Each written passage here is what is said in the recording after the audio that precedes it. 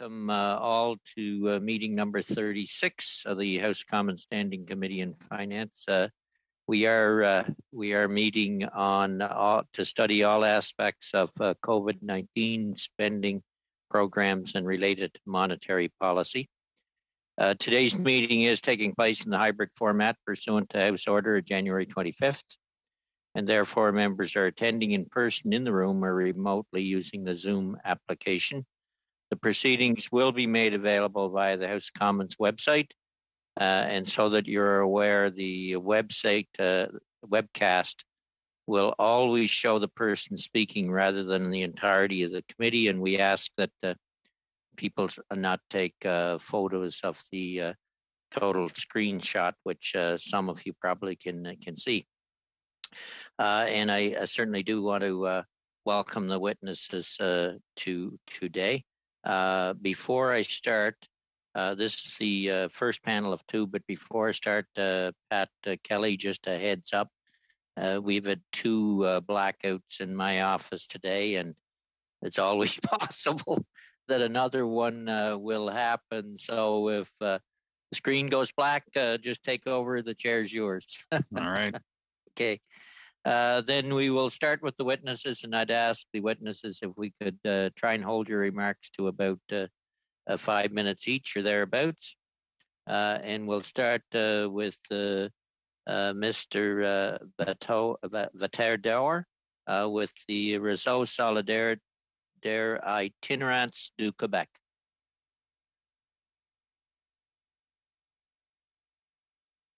Merci, Monsieur le Président. Thank you. Our team would like to express its gratitude to the member of the Standing Committee of Finance for this invitation. We know that you are looking at the special measures put forth during this pandemic. The RSIQ groups together 15 regional groups in homelessness throughout Quebec, and this includes 330 homelessness community organizations. We have emergency shelters, outreach service, women's services, social reinsertion day centers, and at-risk youth services. We were founded in 1998, and we work with the government of Quebec. We also initiated the national policy in the fight against homelessness passed by the National Assembly in 2014. There are 5 different components. 1, housing. 2, health and social services. 3, revenue. 4, education, social insertion, and professional reinsertion. And 5, social cohabitation and issues linked to justice. Many indicators are in the red zone, and we see an increase in the needs linked to homelessness in the years to come. We have to work on these 5 components and have more flexibility and means provided to community groups. With regards to emergency COVID spending, we congratulate the federal government for the rapid implementation of the program of Reaching Home. This has allowed us to provide emergency services for people experiencing homelessness. However, many limits have been felt within this funding. Even though the funding has been substantial, the amounts sent through the COVID spending do not provide enough flexibility to community groups to respond to special challenges, lack of staff, worker exhaustion, increase of distress among clients, and many more things. This is why they're asking for more flexibility to help homeless people. All these constraints have made it very difficult to respond to the needs of oftentimes forgotten population, women, LGBTQ2S people, youth, Indigenous peoples, and drug users. With very tight timelines, we've had to spend a lot of money. For example, if we look at Reaching Home for COVID-3, this was $40 million for Quebec. We were asked to spend in 3 months, without any flexibility, what we normally have for a 1-year period. Groups received in January, money that had to be committed for April 1st to June 31st. And now we don't know what will happen after July the 1st in the continuity of this Reaching Home program. Some groups have begun to announce service interruption, and workers are seeking jobs. At all cost, these dates must be announced as soon as possible. Our assessment shows that the emergency monies have not provided enough flexibility to the organizations to respond to the challenges linked to the increased needs, all the while trying to surmount the challenges of this health crisis. Given that the pandemic will have alarming social consequences for many years, we have to look further than the crisis. We have to look at prevention and develop structural measures for the future. Here are our 4 recommendations. That the date for use of the $299 million for the VCS COVID-19 be confirmed as quickly as possible, and that this money be made available as of July the 1st. 2, to provide us more flexibility, that these amounts announced of $567 million for 2022 to 2024 that we have a regular funding and not emergency funding. 3, as we see in the agreement VCS Quebec Canada, that the funds be provided in the respect of an overall approach as foreseen in the national policy in the fight against homelessness and that of the Quebec government's jurisdiction. 4, that we respect the signature of this agreement and accountability. Our members have received the news of the creation of this program quite favorable. We look at the ICRL program. Many groups, though, were not able to apply for this special project because they were managing a pandemic. And also, the timelines were extremely tight to be able to participate in this special funding. Thank you. Thank you, Mr. Chair. Thank you very much. Turning then to the Canadian Association of Retired Persons, Mr. Van Gorder. Welcome.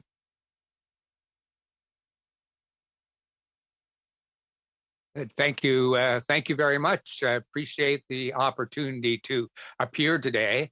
I'm Bill Van Gorder. I'm the Chief Operating Officer of CARP, also known as the Canadian Association of Retired Persons. We are Canada's largest advocacy organization for older adults. We're a national, nonpartisan, nonprofit organization that advocates for financial security and improved health care for our Canadians. We have 320,000 members across the country and 27 chapters, all playing an active role in the creation of policy and legislation that affects older Canadians. With more than 80% of the COVID-19 deaths linked to institutional care and the 90% of older Canadians who live in their own homes, all severely impacted by COVID, Canadians were shocked by the complete inability of the system to protect its older citizens during the pandemic. We found that the historic issues that have undermined elder care for some time have just exploded during this period. Overcrowded wards, lack of staff training, chronic understaffing, lack of support for family caregivers, all of these must be addressed. And Canada lags behind other countries in funding long-term and community and home care. In long-term care, for instance, we only spend 1.3% of the GDP, where countries like the Netherlands, Norway, and Sweden spend over twice as much on their elder citizens. We need the federal government's financial support that provides appropriate, clear, measurable standards to improve the quality of care for all of these vulnerable Canadians, along with the appropriate tools to take action should these outcomes not be achieved.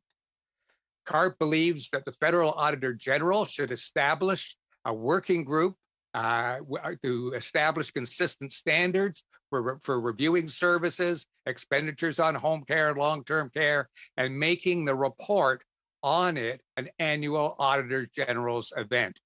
We'd also like to see a panel of older Canadians created to advise the government on policies and programs. Older Canadians want decisions made with them, not for them. and they strongly believe that their level of health care should not be determined by their postal code. CARP notes that the federal government budget presented this week does include some promises to assist older Canadians. The first was the beginning of a process to set, monitor, and enforce appropriate long-term care standards.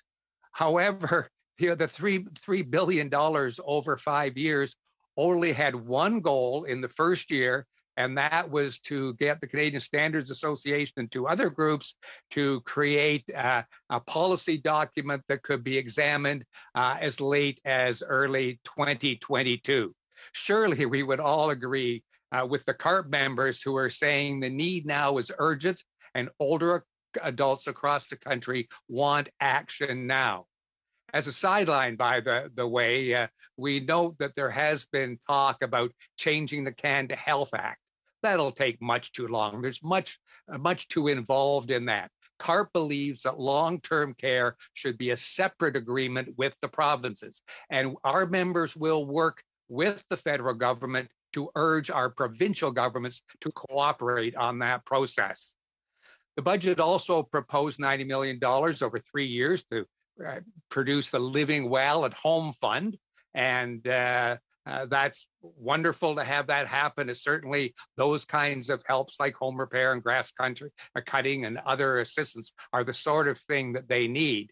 But the support must be accompanied with both national standards to meet those critical needs, but also make sure that there's enough funding for frontline home care, community care, respite care, expanding the telehealth care solutions, and eliminating sales taxes on family-funded services and an income tax rebate for family caregivers.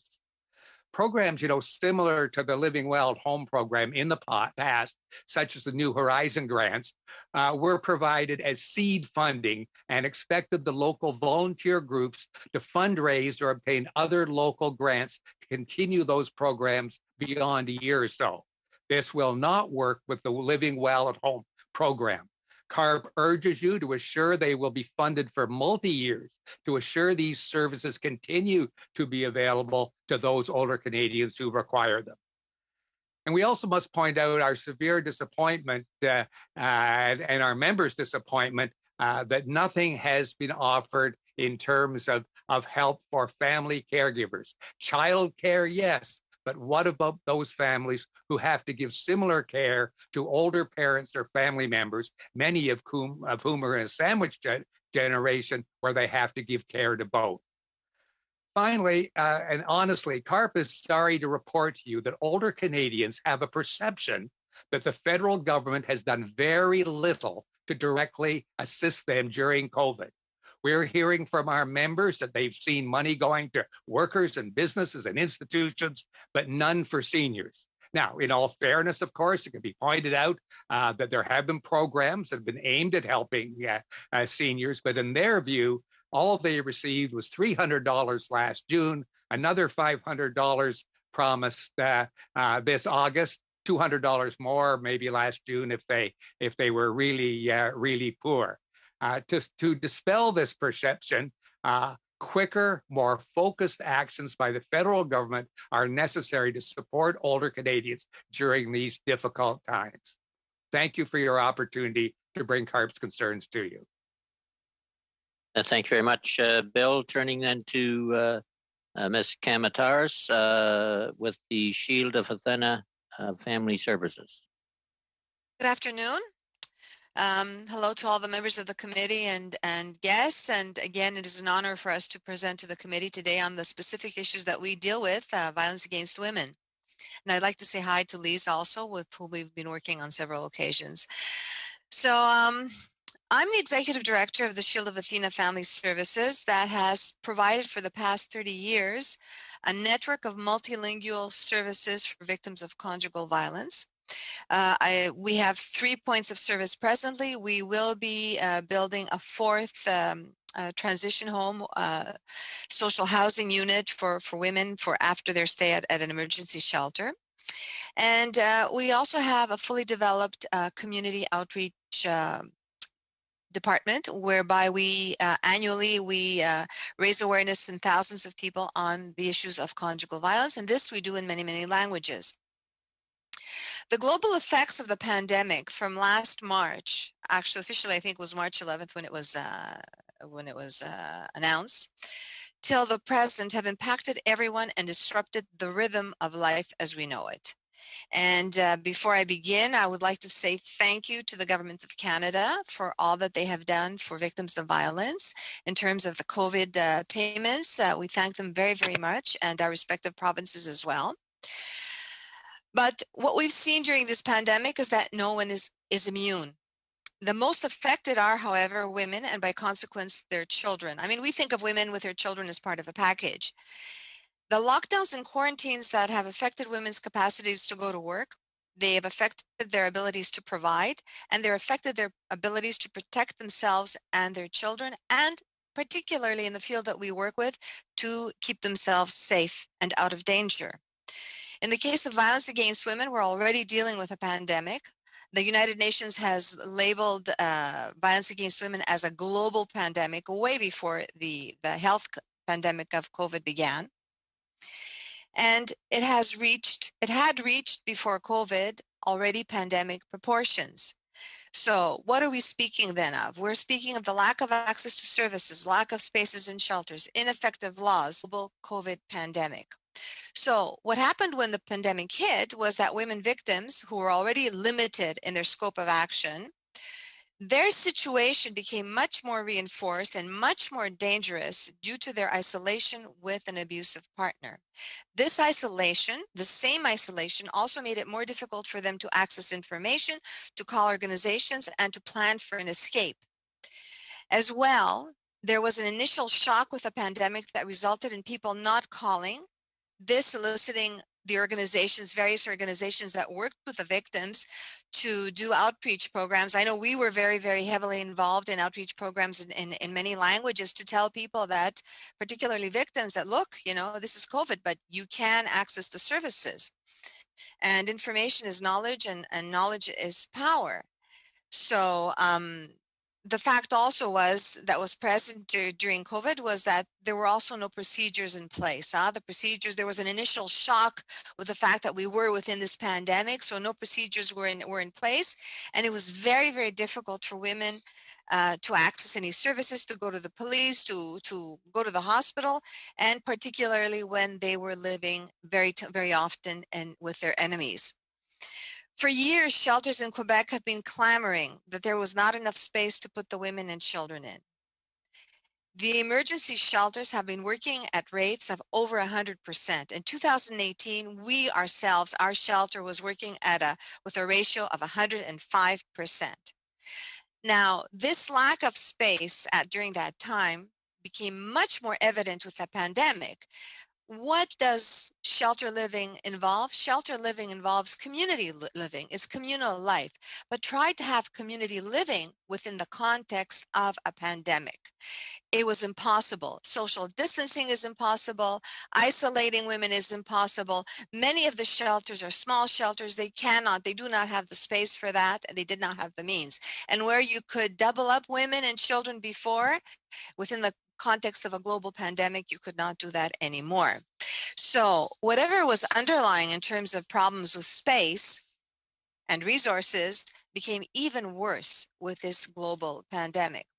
And of course, for women of race, for women coming from immigrant communities, for women who presented with severe linguistic and other barriers, the situation of just attaining basic information, never mind accessing resources, became really horrendous because their isolation was even more pronounced.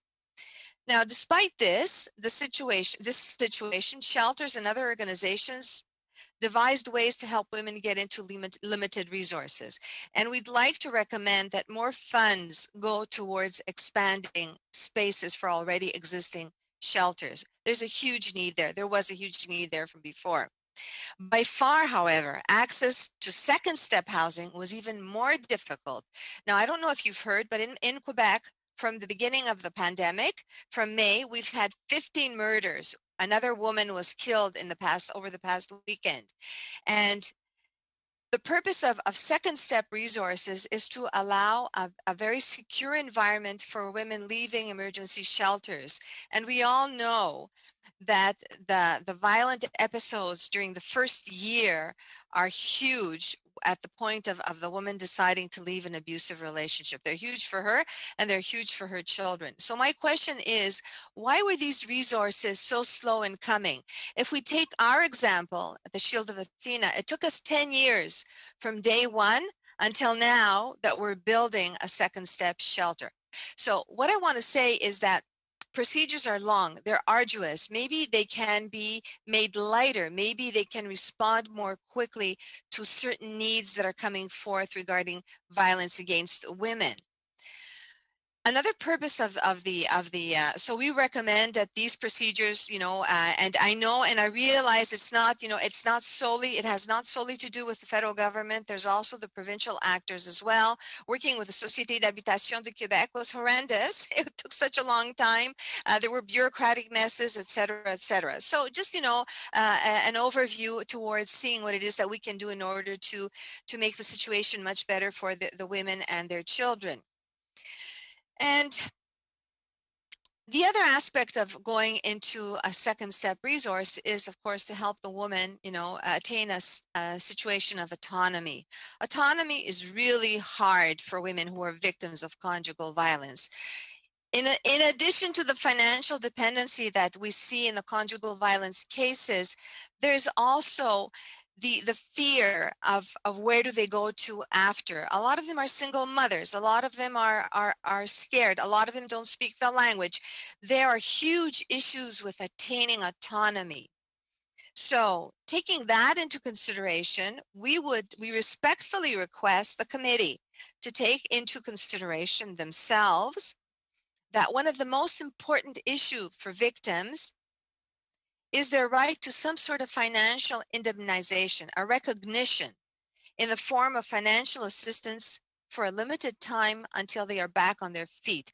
We are speaking in Quebec about some emergency funds that can be given to women who can, so that they can expedite matters for them to leave abusive situations quicker. But that's not the issue. That's part of the issue, and this comes from the lack of a global perspective on what we need for conjugal violence.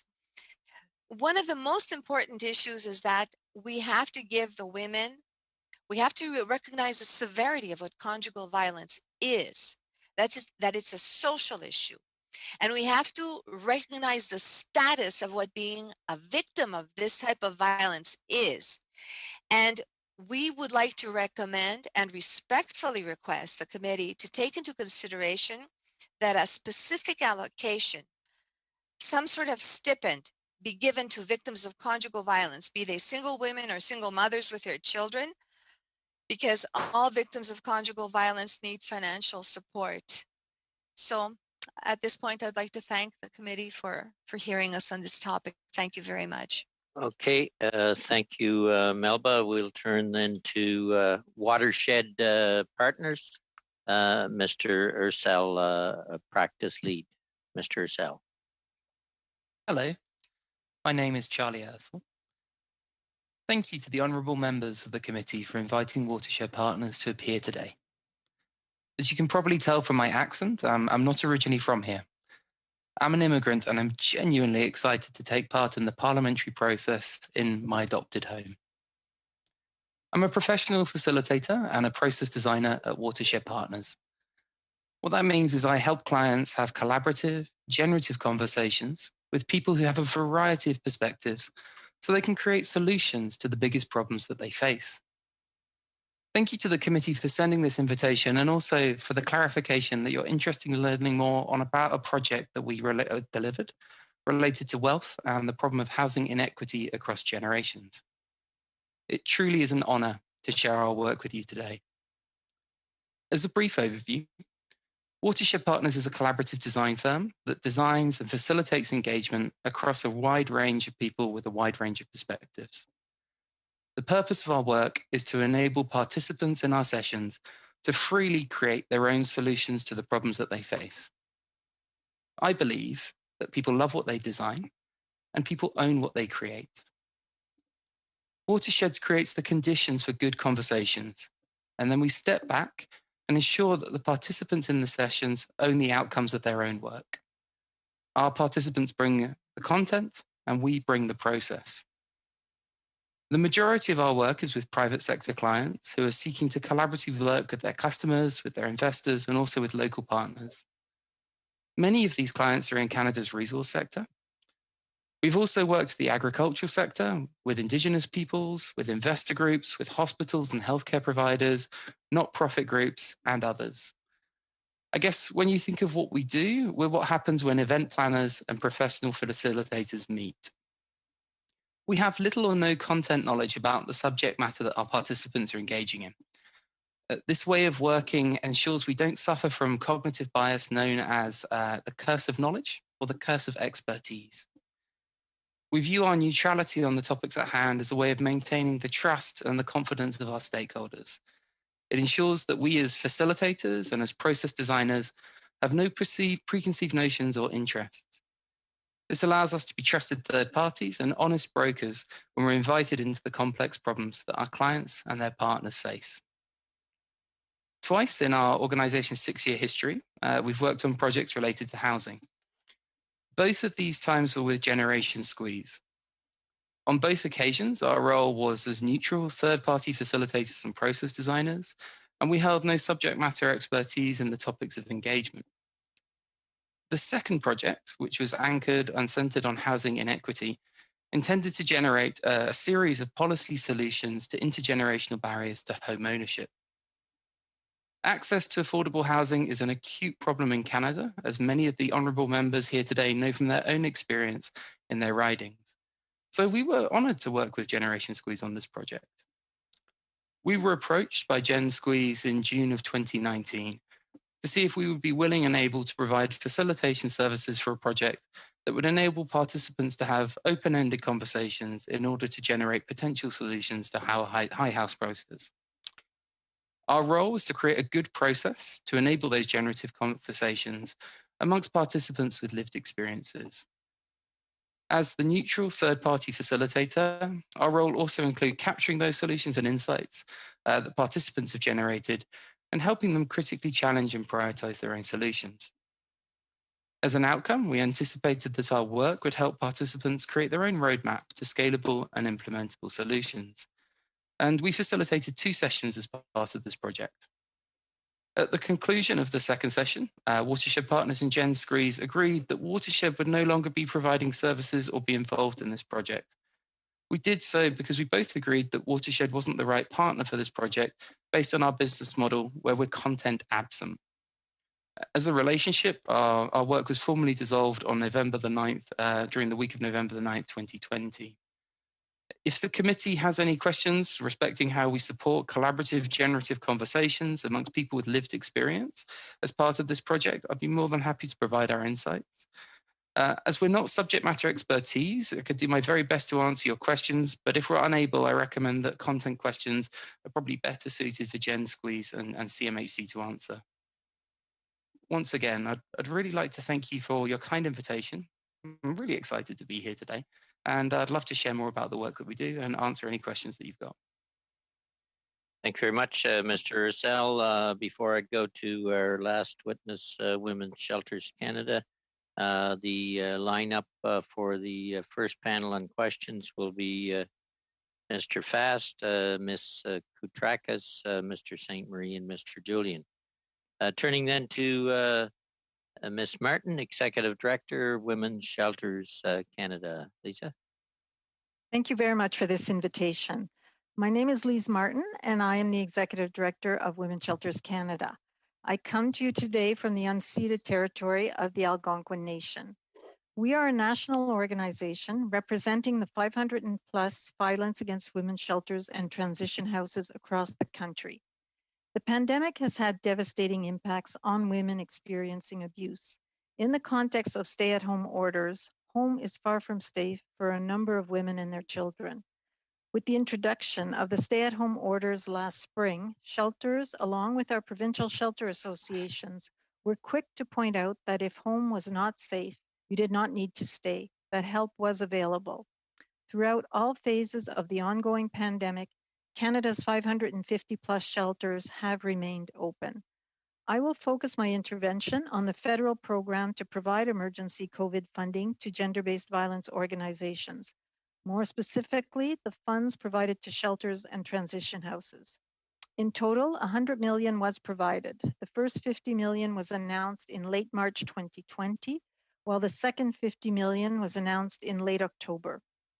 In late March of 2020, the Department for Women and Gender Equality reached out to us to discuss the possibility of having our organization distribute the funds earmarked to shelters. Although the distribution of funds is not part of our mission, we knew that we had the most accurate and up-to-date information on shelters. We knew that shelters needed funds ASAP.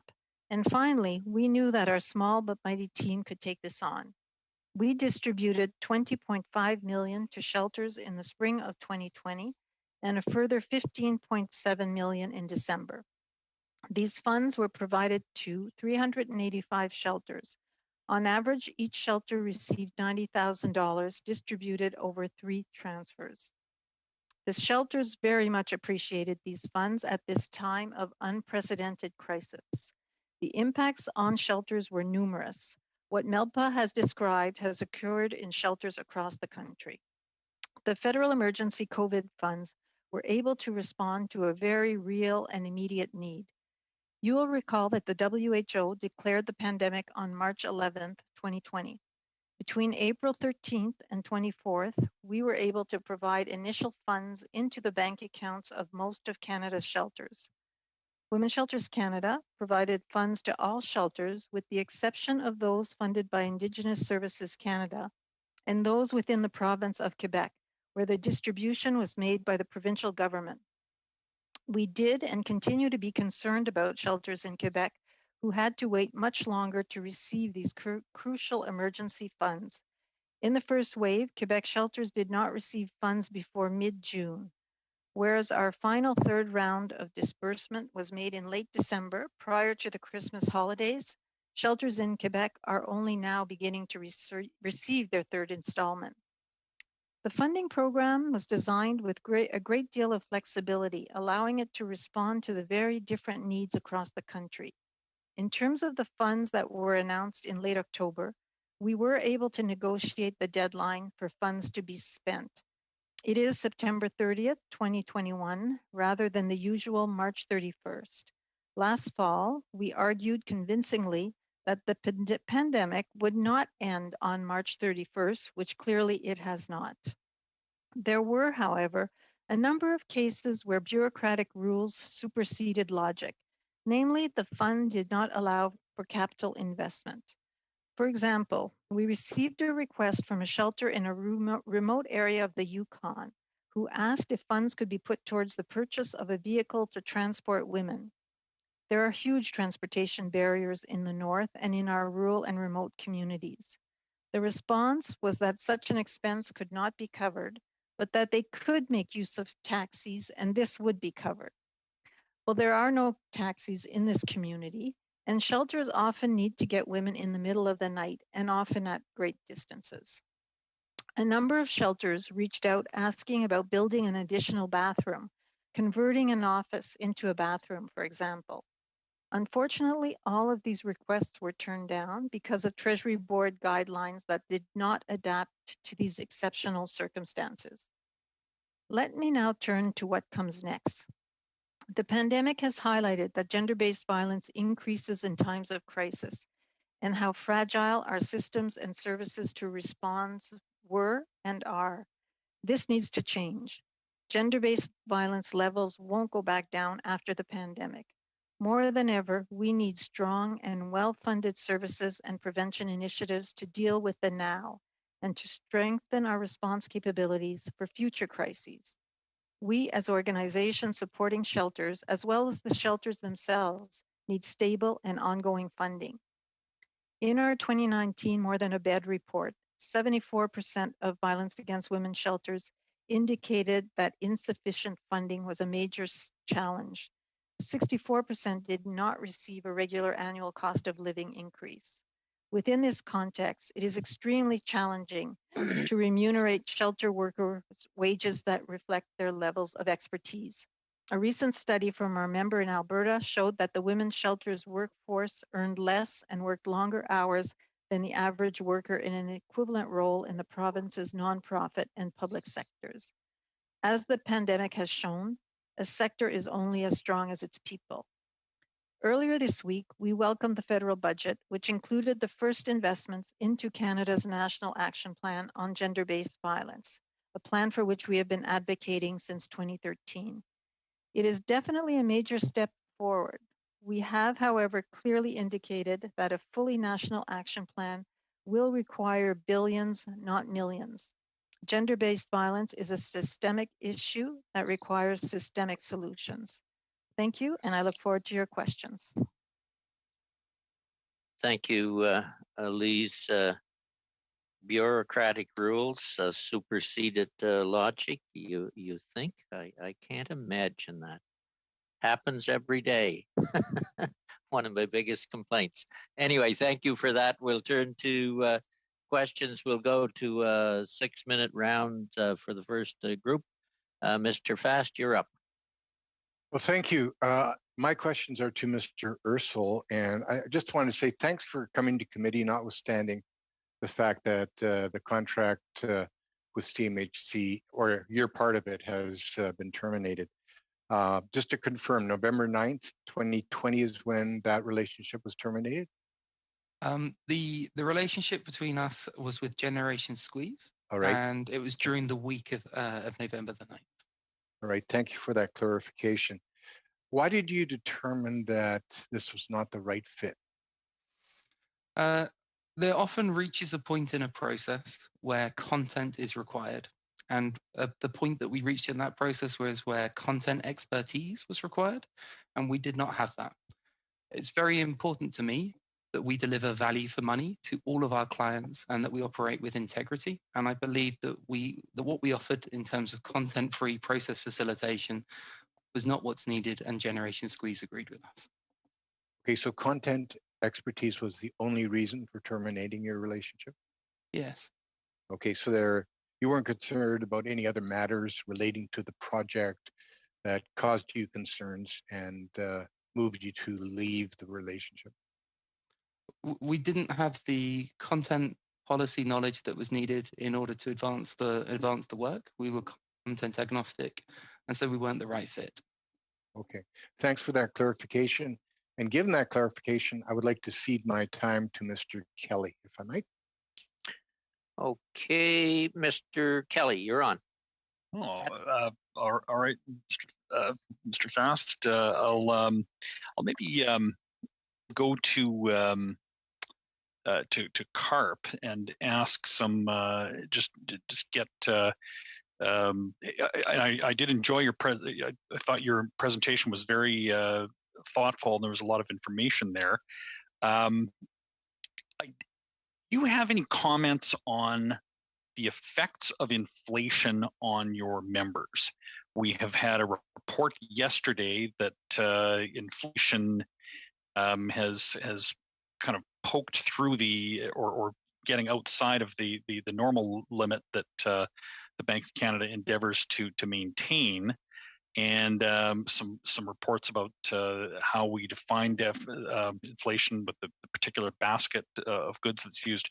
Your members, many on fixed incomes, are very vulnerable to inflation. Can you comment on the effects of that on your members? So thank you for the question, Mr. Kelly, and you're quite right. People on fixed incomes, seniors, no matter what their income is fixed at, and this is one of the areas that we're often very concerned of. We often have governments tell us that they'll look after the low income people. Well, the low income people, unfortunately, in this country are basically people under $20,000 a year, and who can live on $20,000 anyway. The more middle income people who are still very low income, if you're a senior living on, or a family living on even $30,000 or $40,000 a year fixed income over a number of years, then the kind of inflation we're seeing now, which is in basic commodities, basic things that they have to have every day. They're not choices. So there is a real concern, especially, financial concerns are always right at the top with older Canadians. We do surveys when we talk in CARP about 80% of our people believe such and such. We actually survey our people at least once a month on many, many topics. So we're speaking and we get literally thousands and thousands of responses. So it's a good, accurate indication of how they feel. And when we ask what the key concerns are they have, certainly these days it's health. That's number one for everybody. But financial security is always in the top two. Health and financial security move back and forth. So anything that makes them fear whether or not they will outlive their money is a huge concern the older seniors get. Okay. Have I got any time, Wayne? Yeah, you're okay for about 2 minutes. Oh, okay, good. Then, do you have any comment on the budget commitment that the government made on OAS? The part of it that I thought was somewhat curious was the timing of the one-time payment on OAS eligible seniors. It was described as for seniors over 75, but it really was for seniors over 74, I guess, unless your birthday is in July. Why do you think, or do you have a comment on that particular decision on those particular seniors, the older seniors only, rather than and what do you think is behind the that particular age cutoff for where some seniors get it and some don't? I don't know if I'm certainly not in a position to comment why it could happen. I can certainly tell you what seniors' reactions are. I can tell you that there are a number of people, my friends, who are very jealous of me because I'll actually get it and they won't, and we're not that far apart. And what's magic about the year 75 is a huge question. And the amount, $500, as I said in my presentation, and I'm sorry, I know that the government, I talk regularly with the Minister of Seniors. We have some good one-on-one conversations. I know what she's thinking, her department is trying to do, but the perception of older Canadians, especially now those under 75, is that they've had very little help. Everybody else is getting money and they're not. And you all know, and I know that that's not totally true. There has been money gone through the United Way and others to get them, but they haven't seen any of that money. And frankly, it hasn't been promoted very well, so they don't even know where it's been spent. All right. Okay, we will have to end it there, and we'll go to Ms. Fragiskatis, Ms. Koutrakis, rather. Ms. Koutrakis, followed by Mr. St. Marie. Thank you, Mr. Chair. And I can be a Fragiskatos. We might be distant cousins, Peter. How do you know? Welcome to all our presenters this afternoon. It's, thank you for your very thoughtful comments and presentations. My two questions will be to Ms. Kamateros and Ms. Martin. I wanted to touch on the more affordable housing in the budget that was tabled earlier this week by the first finance minister, female, our good colleague, Chrystia Freeland. The budget proposes to provide an additional $2.5 billion over 7 years, starting in 2021-2022. To the CMHC. Within that amount, $1.5 billion is for the Rapid Housing Initiative, which is going to start this year to address the urgent needs for vulnerable Canadians. And I was wondering, Ms. Kamateros, you mentioned in your presentation that earlier this year, you received federal funding through this Rapid Housing Initiative to develop 17 affordable housing units for vulnerable women, which is in my riding of Vimy. Can you provide the committee with additional detail on how this funding will be used and the impact it will have on women facing conjugal violence in Laval? I know you touched a little bit, but if you can expand on that, I'd greatly appreciate it. Well, the second step resource is for women who want to transition to a more autonomous level of existence without violence after their stay at an emergency shelter. And in Quebec, these resources were sorely lacking. It took us a long time to mount, the funding for our resource. And I think a lot of that delay, and I do respect the Canadian government, we didn't go actually through CMHC, we went through the Société d'Habitation du Québec, but the funds were very, very slow in coming, I have to say. And that has nothing to do with, I think with anything other than the way that the system is set up. It does not have anything to, but I'm just wondering how it can be made more efficient so that these resources can open quicker. In our case, we're going to have 17 apartments, which is probably going to be the biggest one in Quebec.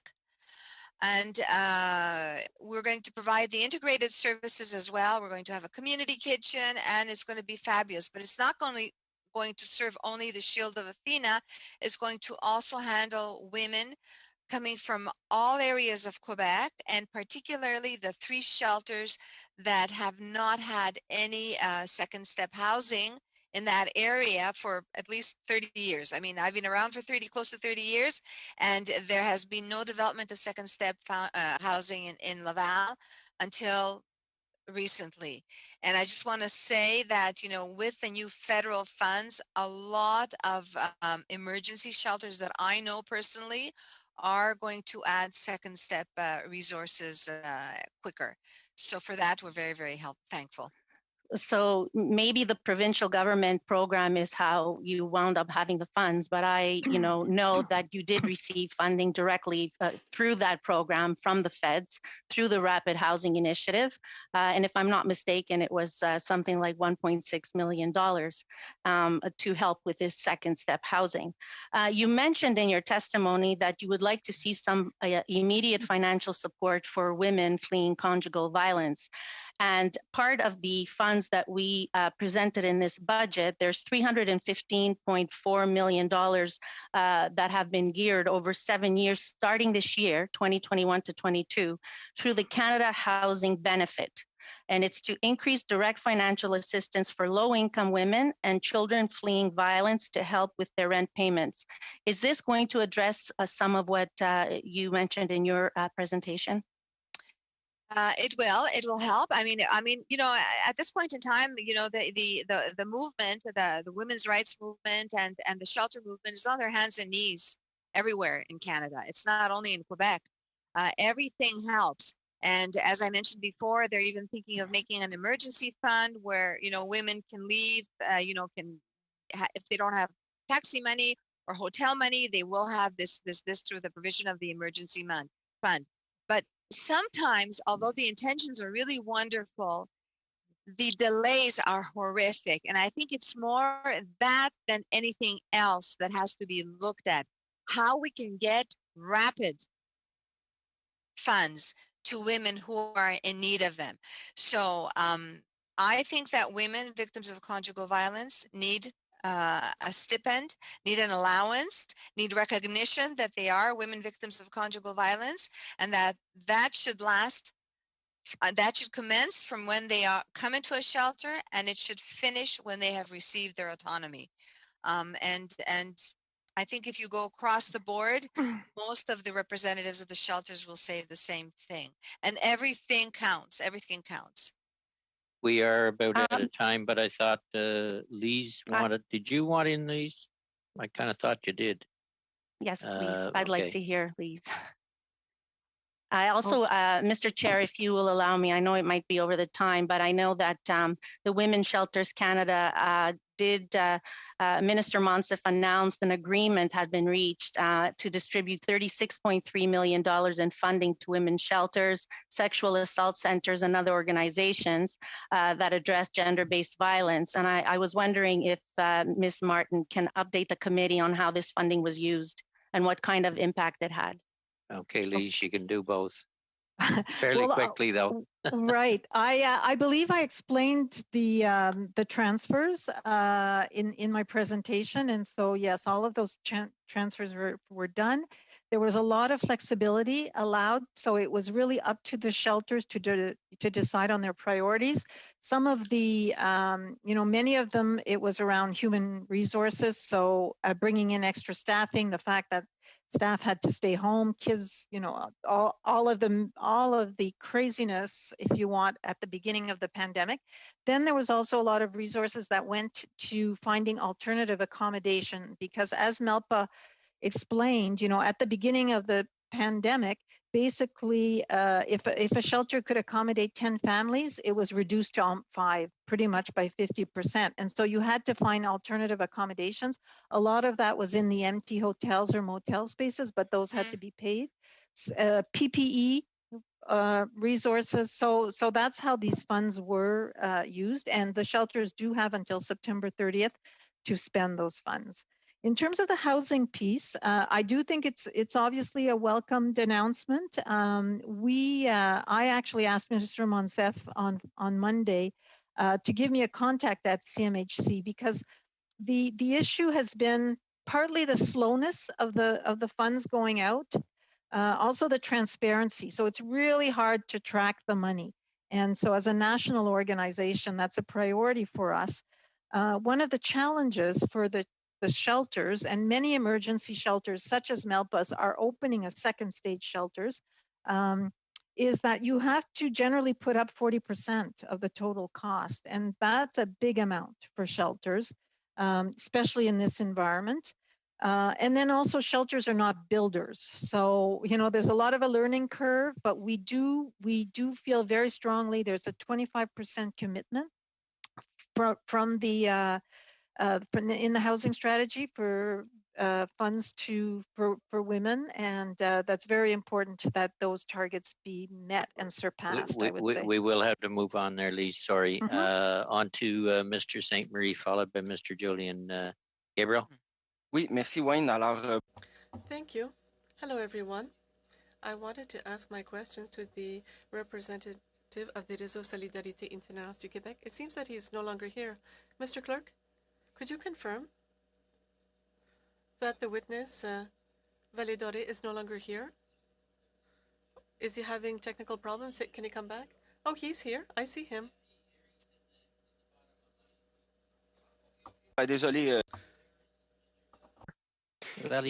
Oui, excusez-moi. Yes, sorry. Something happened. And all of a sudden, I didn't have any power. I'm using my battery right now. Oh, okay. Well, hello. Hello, Mr. Valedor. I'm going to ask my questions quickly before before your battery runs out. Do you feel that the last federal budget that was tabled on Monday will allow you to prevent and to reduce homelessness in Quebec in the context of a pandemic? Thank you, Mr. Sainte-Marie. Thank you for this question. First of all, concerning the $299 million that was announced in 2021-2022, these amounts don't give us a lot of latitude with regards to reaching home COVID emergency, and we're waiting to see what the dates will be, so we're waiting for the confirmation. And as for the $567 million, we were quite surprised. And this is very close to what we had asked for to adequately respond to the needs for people experiencing homelessness in Quebec. However, there is some uncertainty as to know how this will be, how this will get to the community organizations. Will it be through special funding, or will it be through reaching home regular funding? We have the impression that right now the government is providing amounts, but if they're giving us unleaded gasoline, but if they say that, well, you have to put this in a diesel engine, it won't work. So we're waiting to find out and to see that we can use this money through regular funding for reaching home, which will give us more flexibility to respond to the needs of people experiencing homelessness, and we don't have that assurance yet. Thank you. We're trying to check on our side.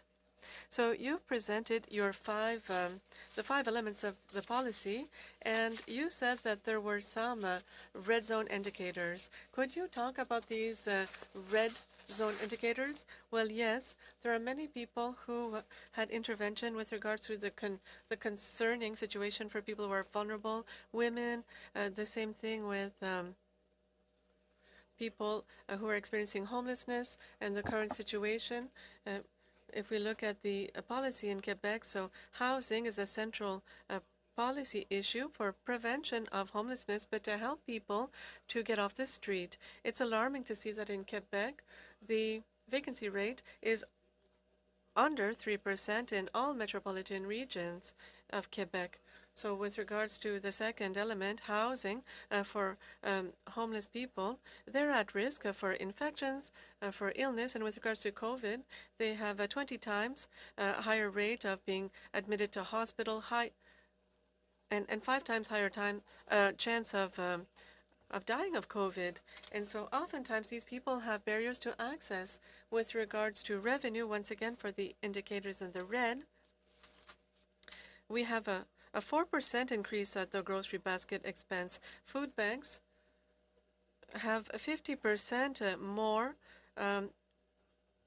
more needs. So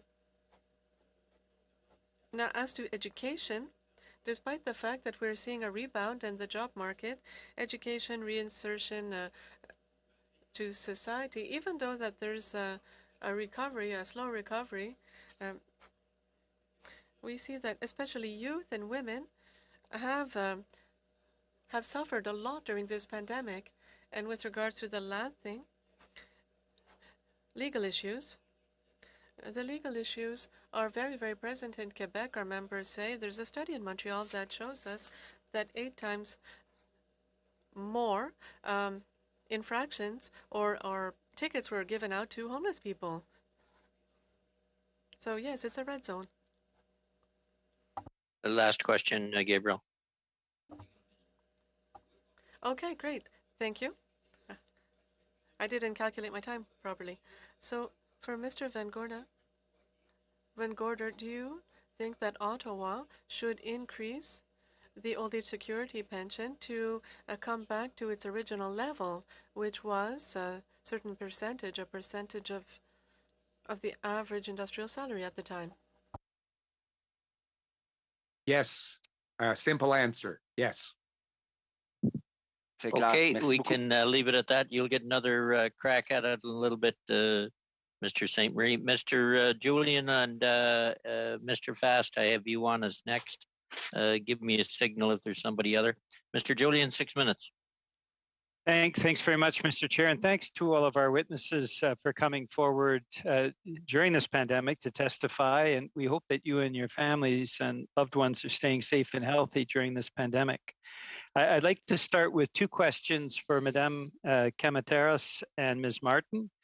Thank you for your work in providing supports for women who are escaping violence. Now, my first question is, prior to the pandemic, it was estimated in Canada, and this is a deplorable fact, that over 400 women escaping violence had nowhere to go in Canada because of the negligence of the previous government and of the current government.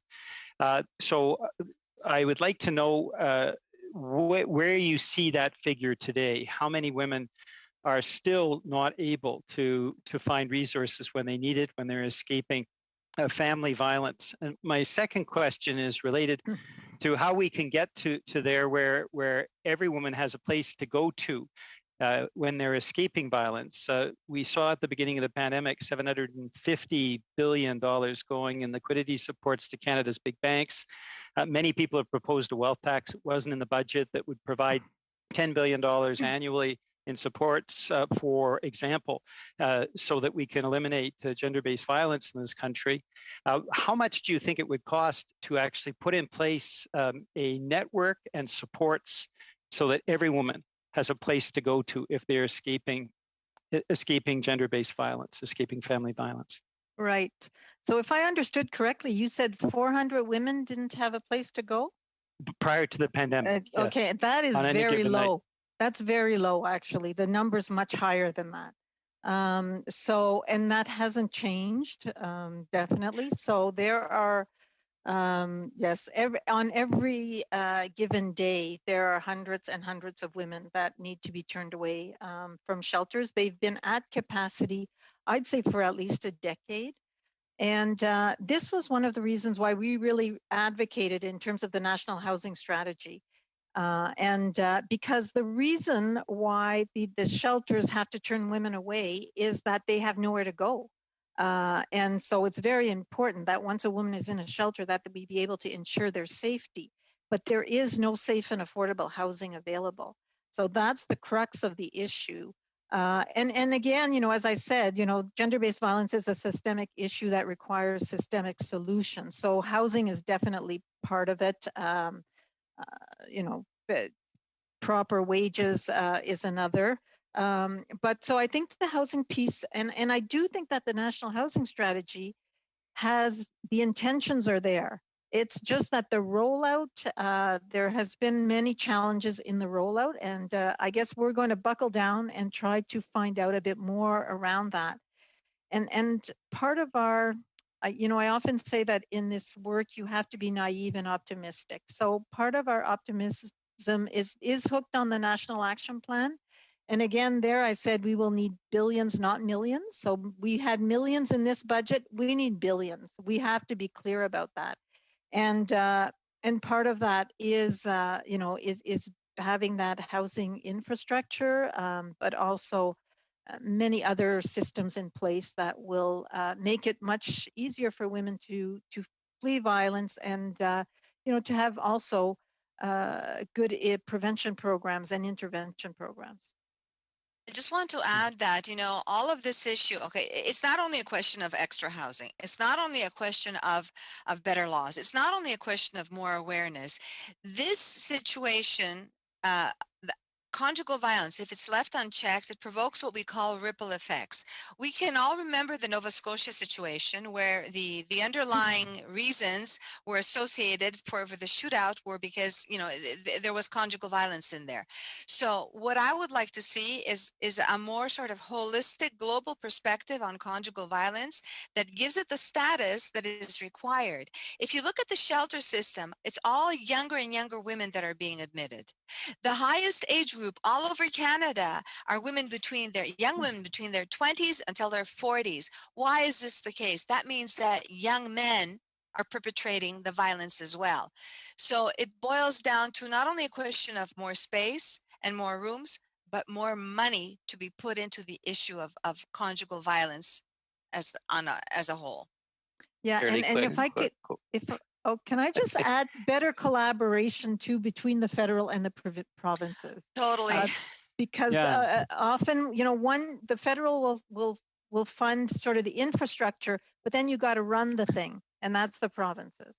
May I ask if you have any figures? The 400 women having nowhere to go came from newspaper articles just prior to the pandemic. If you have any more up-to-date figures, I think that would be very helpful. I have a figure right offhand. I mean, one of the groups, a large group of shelters in Quebec, they did a study and they figured that every year it's 10,000 women that are being turned away. And if we look at our shelter, every week, the minimum number of women that we refuse are around 5 women. Over the process of a year, it's like 260 women in one shelter. So it's vast. It's vast. And as I've said before, it came to light more within the pandemic because we could really see the shortage of space at that point in time. Thank you very much for that. Those are, I think, figures that we will all need to reflect on. Okay, and if you can send us anything in writing on that, Malpa, it would be helpful. Turning then to 5-minute round, first Mr. Fast, then Mr. Fragiskatis. Ed? Thank you. Mr. Chair, just for clarification, are these rounds going a little bit longer? Is our time a little bit longer than what we designated?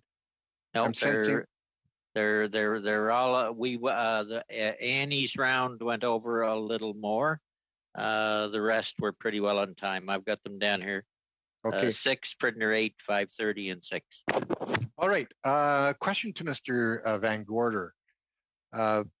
You mentioned in your opening remarks that there was really nothing for seniors from the government during the COVID pandemic.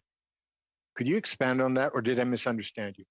I said the perception was there was very little done.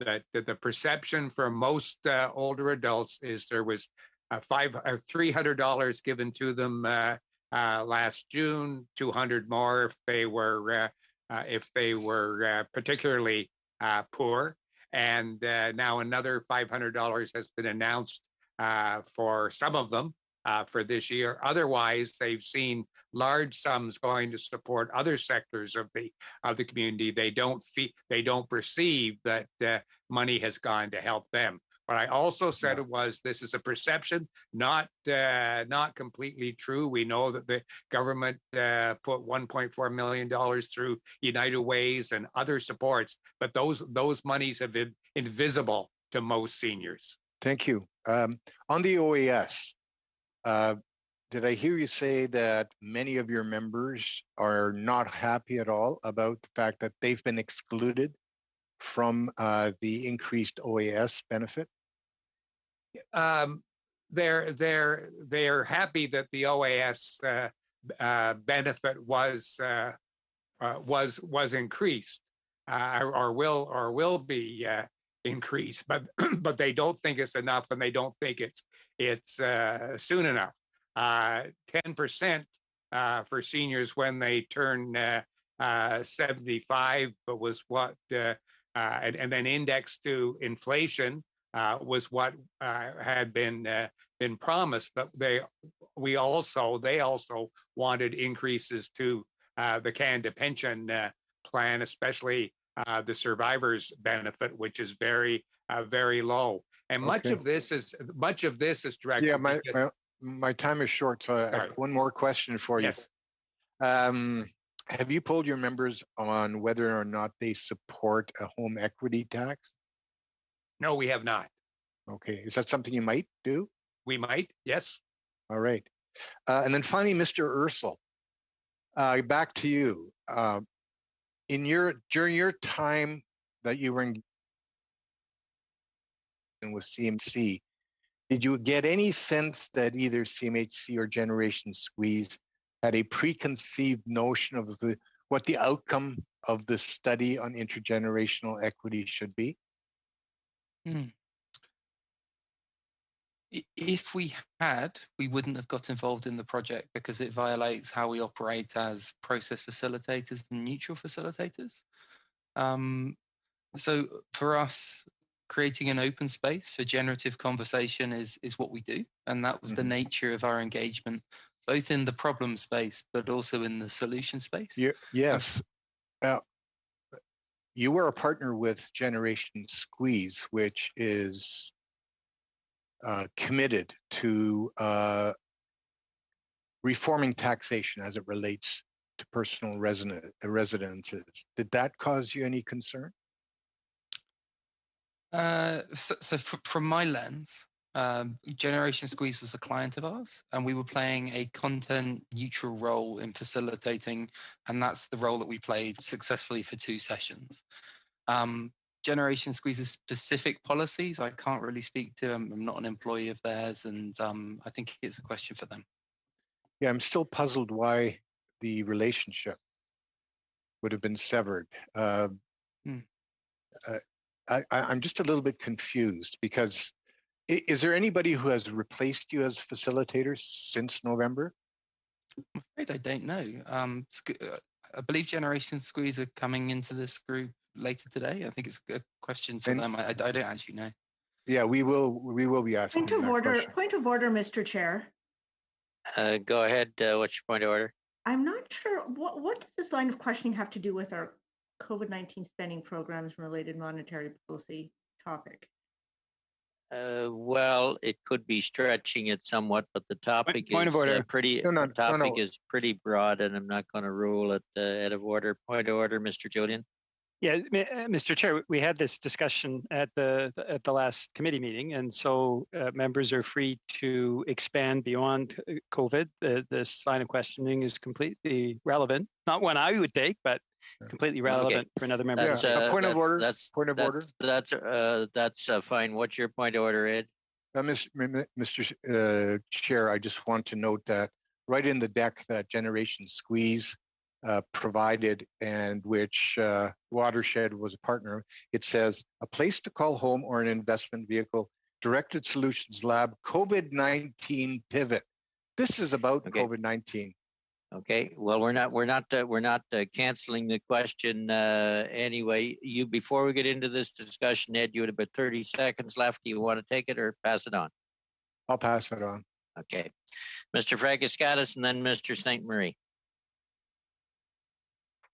Thank you, Chair, and thank you to the witnesses. Mr. Van Gorder, I'll begin with you, sir. Thank you for the work that the association does, and we have an outstanding CARP chapter where I am down here in London, Ontario. It serves London and Middlesex, and it's been great to get to know that organization and its leadership. I know they've been wonderful advocates for seniors in our area. I wanted to ask you to expand on your comments on long-term care. You spoke about obviously the tragedy in long-term care, the need to do better. The budget that was just unveiled devotes very significant funding, $3 billion over 5 years, to help establish national standards in long-term care, of course, in partnership with provinces, since it's their area of responsibility. But I wonder if you could speak about the need to establish long-term care standards. Certainly, CARP has been advocating for appropriate national standards in long-term care on the basis that your postal code should not determine the level of care that you get. CARP has been very strong on this issue. We're pleased to see the intention that seems to be indicated by the large amount of money that's been proposed. However, in the first year, reporting sometime in early 22, the basis of a public discussion paper will come out to many of our CARP members.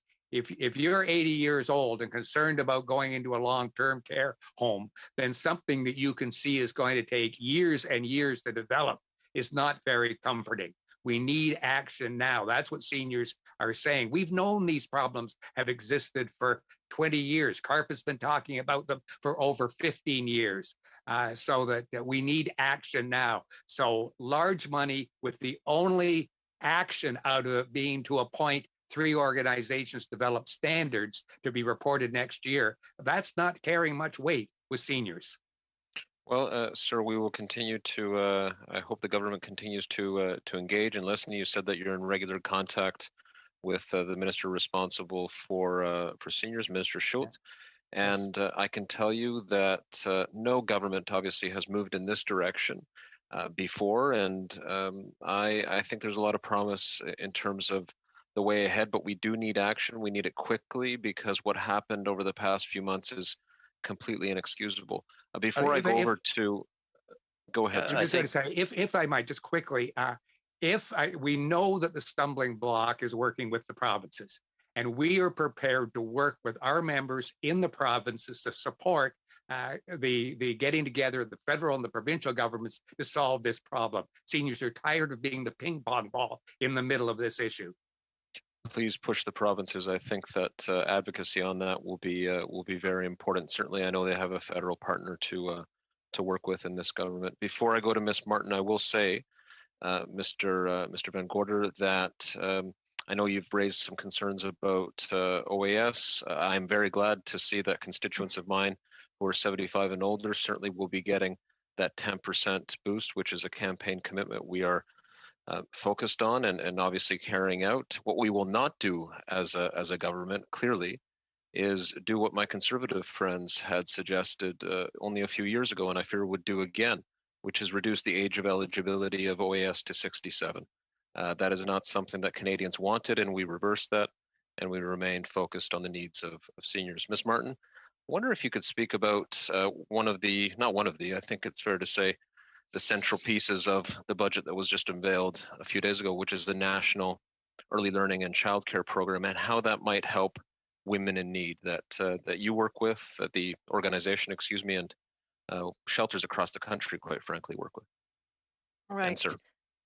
Thanks. Well, there's no doubt that the a national child care program will benefit women across the board in the country. I think specifically to the women that we work with, the women that are in shelters.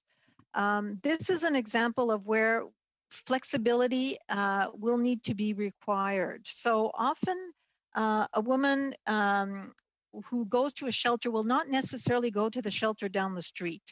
Some actually in Montreal, you're actually, a woman is actually generally placed in a shelter beyond her immediate neighborhood.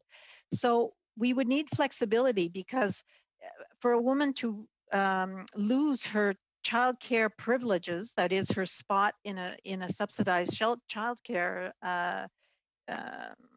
environment, that would be very devastating, and again could be one of the reasons why she might hold on and not seek services, but rather put up with the abuse. So I think it's a good program, but all of these things need to be put through the gender-based violence lens.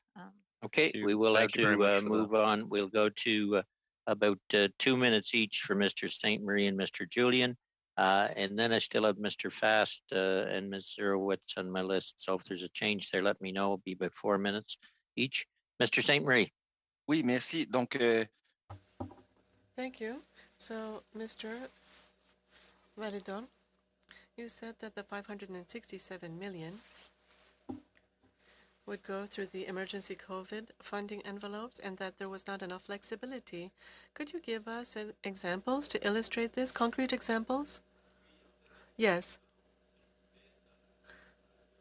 If we put ourselves in the shoes of people experiencing homelessness, flexibility until now, well, these timelines were very tight. We would tell them, okay, we can help you for 3 months. Afterwards, we don't know what we can do for you. So this creates even more vulnerability because we don't know what's going to happen. So there are very tight timelines, and because the funding amounts do not allow us to respond to our policy, there are very specific things that can be done that cannot be done. Unfortunately, this doesn't allow us to have a holistic approach when this is emergency funding. So it's important to provide service to people on the street right now. It will be necessary to exceed these amounts and through regular funding. And we don't have any information. Maybe this has already been solved. I don't think so. So the importance of flexibility to respond to the needs for the overall policy and so that people have reduced vulnerability. Is there something else that you would have liked to see in the budget to fight against homelessness? If it wasn't for this imbroglio, if you will, you think it would be sufficient? Well, what's important for us is that reaching home has to respect the autonomy of the community groups so that they are able to do community planning. This was an element that we've had during the agreement, and this was important to be respected. In terms of the amounts, it does respond to the needs, the current needs. So on that side, yes, things were appropriate. Other things? No, our requests were especially to have an increase, to have an announcement as quickly as possible, and also to respect the overall approach. We are at Merci, time. Wayne. Merci. Mr. Julian, a couple of minutes and on to Mr. Fast. Thanks, Mr. Chair. And my question is to two questions for Mr. Van Gorder. And thank you very much for the incredible work of CARP activists across the country, including in British Columbia. We have a lot of time for the research you do, and the folks in CARP are incredibly dedicated and offer lots for the public policy that would improve the the quality of life of Canada's seniors. So thank you for that. The two questions are this. First off, during this pandemic, we've seen for-profit long-term care homes. I'm thinking of companies like Extendicare, Chartwell, Sienna Living. They received millions of dollars in supports from the federal government. At the same time, they paid $172 million out in shareholders' dividends. And in their facilities so far, tragically, 761 residents and workers have died of COVID. So, of course, in the long-term care sector, there is massive concern about federal funding going for dividends and executive bonuses rather than being applied to provide a good standard of care to residents. Is that a matter of concern for folks in CARP? And my second question is, with the OAS, the increase that is proclaimed in the budget only affects seniors over 75, and seniors, of course, from 65 to 75 are often living in poverty. Does the organization not feel it's important for increases in OAS to provide supports to all seniors? Okay, thank you for both questions. On the first ones, CARP believes strongly that there are problems in long-term care in all sectors, and that's why we're so concerned about having immediate, enforceable, monitored, and followed through on standards for all long-term care. Our experience and our belief is it's not a case of for-profit and not-profit. I happen to live in Nova Scotia, where our biggest problem with long-term care here, as Mr. Fraser knows, was in a not-for-profit facility. It has to do with lack of proper funding, proper support, and proper standards that people will have. So that whether or not they're for-profit or not-profit, and much of that is very murky in many parts of the country. The not-for-profit ones owned by municipalities and governments are older and in worse shape than the newer for-profits. So we look at long-term care as an issue for all sectors and not just one of them. And we think it would be very unfortunate if the same standards weren't applied to everybody, whether it's for-profit or not for profit. On your second, very quickly, if you could, Bill, very quickly, we're running out of time.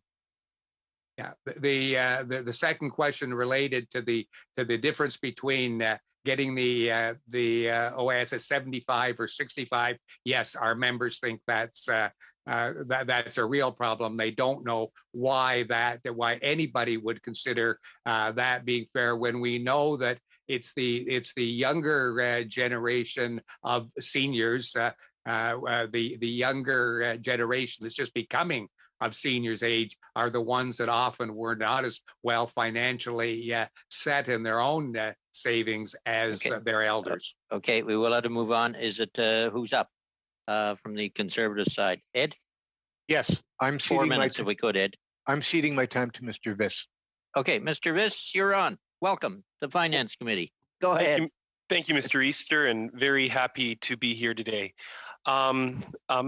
Ms. Martin, you mentioned in your remarks that bureaucratic rules supersede logic, and I know Mr. Easter found that pretty funny as well. And you also mentioned the challenges that non-for-profits have with accessing government funds through the National Housing Strategy. Would I be correct to assume that you're referring to the major funding envelope, the co-investment fund? Yes. Okay. In 30 seconds or so, well, actually, maybe you can just respond yes or no to this. Do you think it's fair that organizations have to wait over a year to receive any type of feedback from CMHC regarding their applications? No, there's definitely bottlenecks in the system, and that's what we're trying to get a better grasp of. Okay. Did your organization receive any funds under the Rapid Housing Initiative? So we're not a shelter. We would not apply for. We're an umbrella organization that brings together. Exactly. One of the organizations that you represent. Did any of them receive funds through the Rapid Housing Initiative? I would think so, but there's 550 shelters across the country, so I don't know I can't give you a definite answer. I know the 40% has been a stumbling block. So the need to contribute 40% into if you're starting from scratch in terms of buying the land and building, that has been a definite challenge. My understanding and my experience has been working on this file that there's many private sector partners that would want to work with some of the non-for-profits that you support. What would you recommend the government of Canada does better to allow for private equity or for-profit corporations to assist shelters that serve at-risk women, and making amendments to the National Housing Strategy and the funding envelope, such as the co-investment fund, to see that accomplished? I guess I would turn that around, and I would say, what can the government do to facilitate so that we can build, because we know the needs that needs to be built. So I think it's, rather than bringing in the private sector as the savior here. No, that's not what I was referencing. I was about partnering. I want to facilitate partnerships. Okay. It would have to. That's something that needs to be looked at. I think you want to make sure that it's an equitable partnership, and I guess that's part of our concern, is that certain private sector or different builders will go in and they don't necessarily have the background knowledge. So I think there is potential for sure, and I think it's worth looking into. But I think there needs to be some parameters set to that. Have to be last question, Brad. Thank you. You also touched on the Reaching Home initiative, and I come from a riding that's part suburban. I border with Ed Fast in Abbotsford, but I also go up into some of the most remote areas of southern British Columbia. And my experience during the COVID-19 pandemic is that a lot of those remote and rural communities didn't see the same type of supports on a per capita basis that people in urban areas did. What can we do better to support at-risk women in rural communities?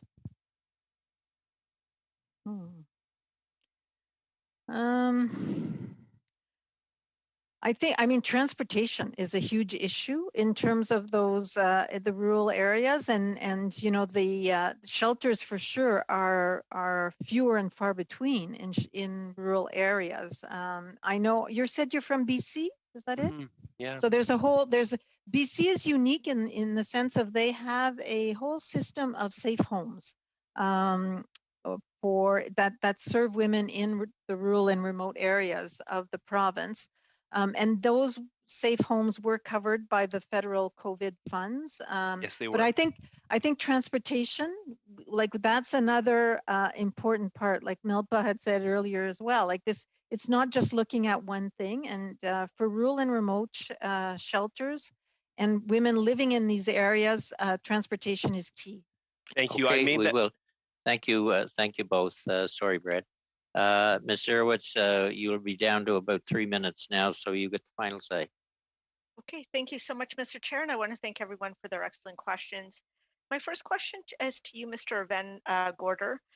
Thanks for your presentation today. My amazing seniors, my riding of Davenport, are working with me on a vaccine hesitancy sort of campaign to try to ensure that they are encouraging people to get vaccinated. My question to you is, our Minister of Immigration recently announced a new pathway to permanent residency for 90,000 sort of temporary workers. Many of them, my understanding, may be personal care workers. How important is this program? So what this program would do is make temporary workers actually become sort of permanent residents. How important would this program be to your members? Well, of course, the lack of appropriate numbers of staff and qualified staff in all facilities and in home care and community care situations is very important to us. One of the problems that our members are seeing is that with the attention being put on having more workers in long-term care facilities, the home care availability that people have has been much reduced. And, you know, although we're very concerned about long-term care, only 5 to 7% of our seniors are in long-term care. The other 90 to 95% are home care, community care. And that's why actually CARP's #1 advocacy point for this year isn't our continued concern with long-term care, but is our real concern that the long-term solution is better care in the home and in the community, in their own community. Sorry to cut you off just because I have Yeah. so little time, but it does lead to my next question. And last one. Oh my goodness. Our Canada Recovery Caregiving Benefit gave out over $2 billion and helped hundreds of thousands of Canadians. How helpful was it to your members to have this caregiving benefit emergency support provided? Yeah, certainly helpful and welcome, but more is needed. It's not enough. Once again, this government is dealing with an issue that we've been talking about the problems for 20 years. Now they've come home to roost, and we need to make up for those 20 years. The best time to plant a tree was 20 years ago. The second best time is today. We need action today, not next year, not 5 years from now, but Thank today. you. Do I have one Okay. more question? No, you don't. I'm sorry. We're No problem. we're not quite at a time for the panel, but we're going to get broken up in the next panel by a vote. So look, on behalf of the committee, we're we're always short on time, it seems, around here. I do want to very sincerely thank all the witnesses for connecting up. Glad your battery lasted there, Mr. Validor. With that, thank you to the witnesses for your presentations and answering our questions. And we will suspend for a couple of minutes and go to our next panel. Meeting suspended. Thank you.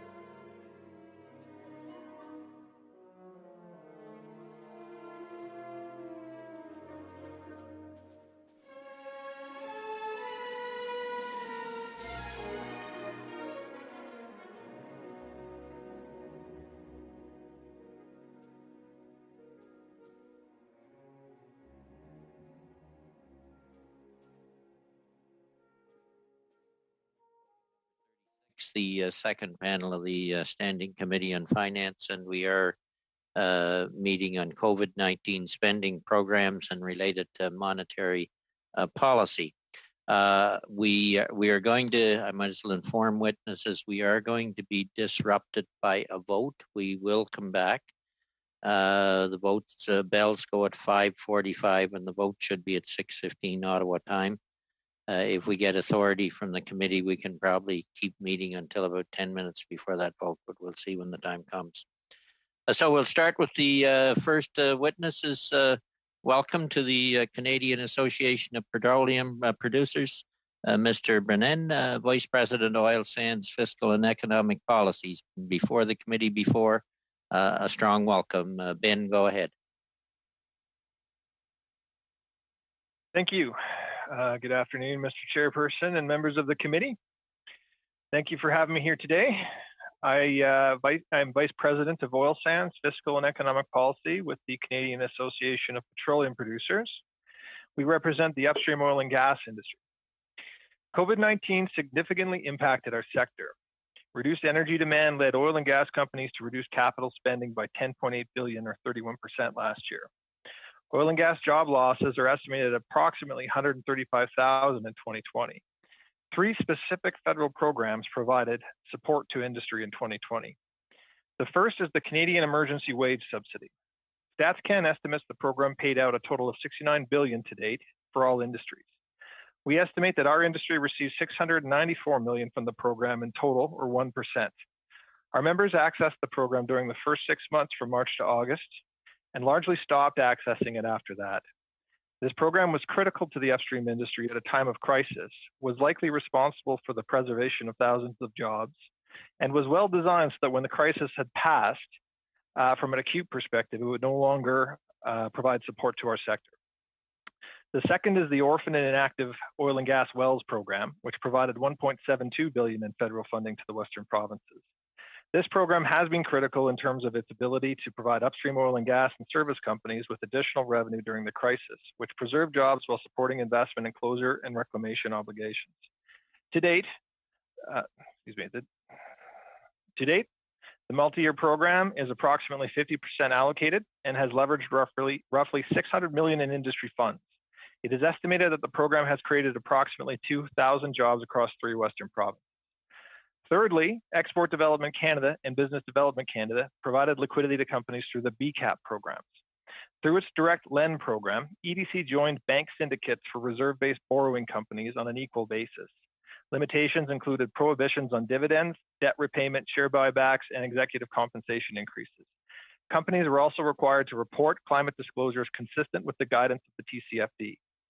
EDC also provided bonding support for companies to free up cash flow under its existing programs. The BDC provided short-term subordinate loans to companies with fixed repayment terms to assist with access to credit. All in, the BCAP programs provided $1 billion in liquidity support to between 10 to 15 companies based on market-aligned lending terms. These programs proved to be critical for companies who found themselves in acute distress due to sudden and significant liquidity constraints arising from the pandemic. CAP and its members are appreciative of the federal government for its support of industry during this challenging time. With the pandemic, the worst of the pandemic likely behind us, now is the time to think about measures to advance the economic recovery. In our 2021 forecast, we anticipate that a 14% increase in upstream investment would occur. This year's forecast represents a stabilizing of industry investment and the beginning of a longer-term recovery. With global oil and gas demand expected to increase under IEA forecasts, combined with an increased focus on GHG emissions reduction, government can work with industry to position Canada as a supplier of choice and lead a strong economic recovery for Canadians.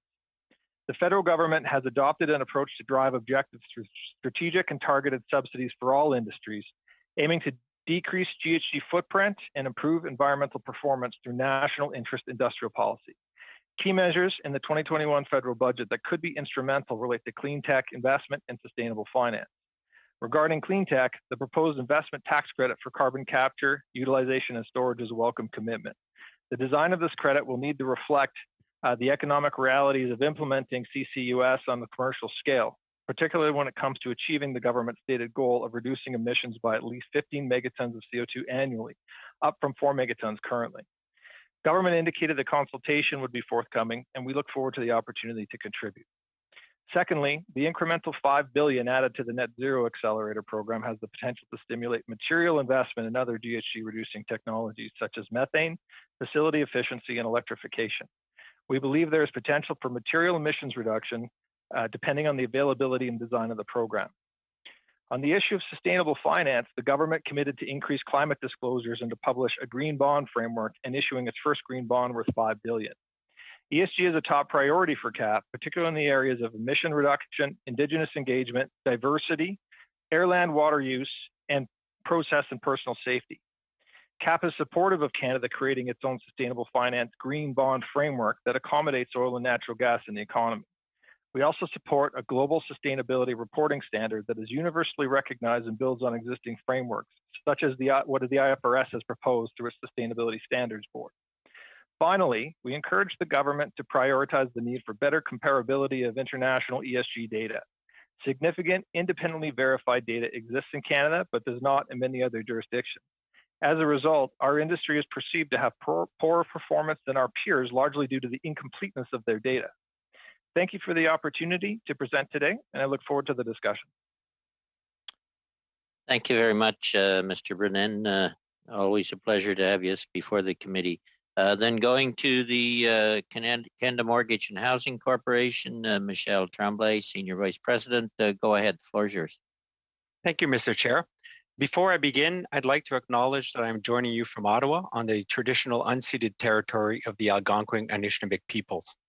Je suis heureux de vous parler aujourd'hui au nom de la Société canadienne. I'm pleased to speak to you today on behalf of the CMHC. As Canada's National Housing Agency, we are guided by an ambitious goal to ensure that by 2030, everyone in Canada has a place to call home that they can afford and meets their needs. This goal has never been more pertinent. Housing affordability is a top concern for Canadians, and it has only been heightened by the COVID-19 pandemic. Improve affordability is driven largely by the National Housing Strategy, a 10-year, $70 billion plus plan to give more Canadians a place to call home. Most National Housing Strategy programs focus on those Canadians who are most vulnerable. The strategy also focuses on addressing the biggest challenge to affordability, which is the lack of housing supply. As such, it includes large-scale programs to encourage projects that build new rental homes and renovate existing ones. But the National Housing Strategy also includes significant funding for housing innovation and research. We recognize that we cannot achieve our aspiration simply by doing things the way they've always been done.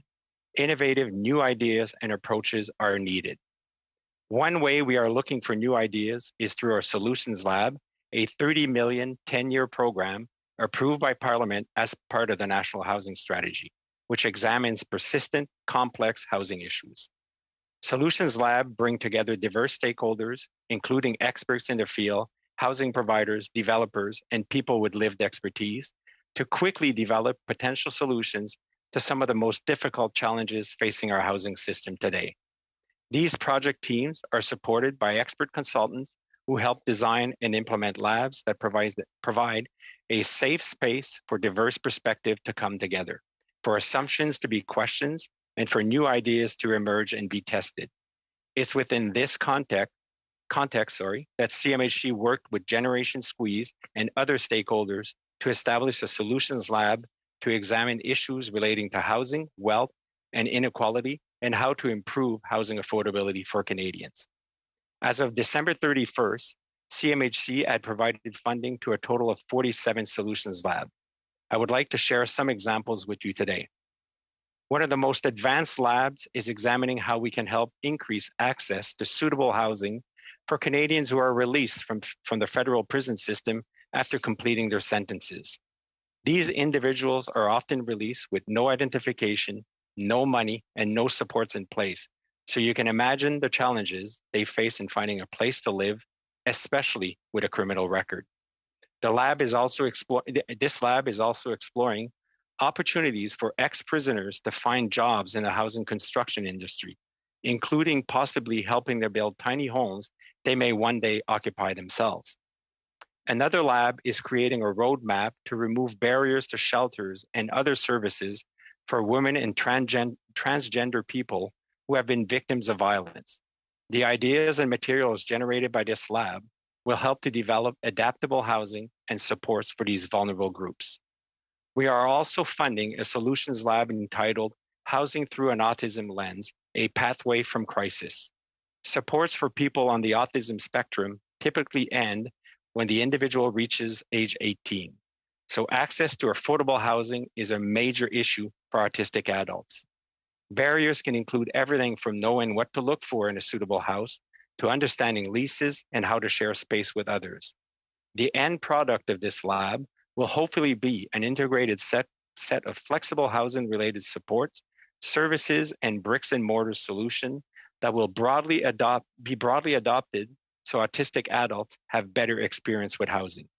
These are just a few examples of the close to 4 dozen solutions lab that have been supported by the National Housing Strategy. Each is unique and each is doing groundbreaking work that will lead to better housing outcomes for Canadians.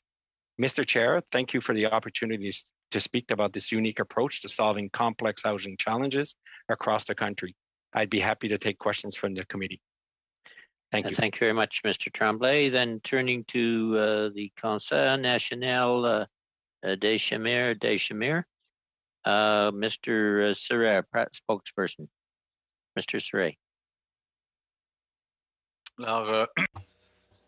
Ladies and gentlemen, MPs, thank you for inviting me today. You've received my notes, and I have made a few adjustments after the budget on Monday. You know that the pandemic has created a seismic shift in the world of work and the economy. And for 2020, 9 million people were thrown into unemployment. Never forget that figure. 9 million people, 45% of the labor force, at some point lost their job. And this is almost 9 million people who, during the year, were able to receive CERB, the Canada Emergency Benefit. And so this has never been experienced before, ever, maybe during the crash of 1929 and the Great Depression. And last year we saw 2 things. The crisis revealed cracks in the EI program. And this should have helped people who were losing their jobs. This program crumbled and had to be replaced by emergency programs such as CERB and the wage subsidy. CERB ended at the end of September, and so then EI was put back on the rails. There was a reflection period, and because of new measures, and there were other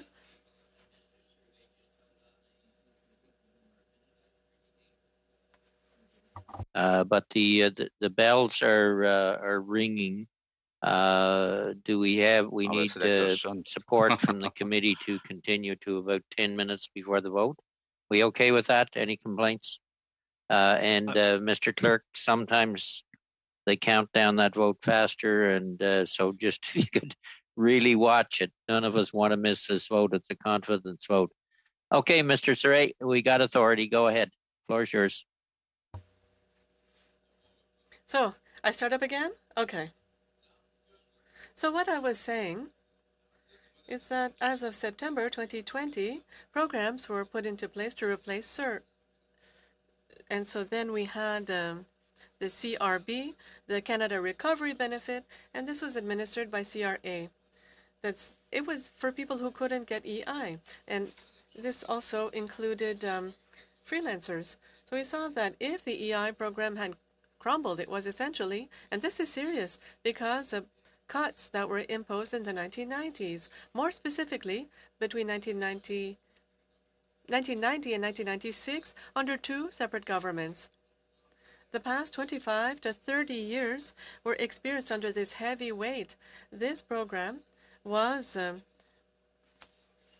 essentially put in a straitjacket, and then we saw what happened last year.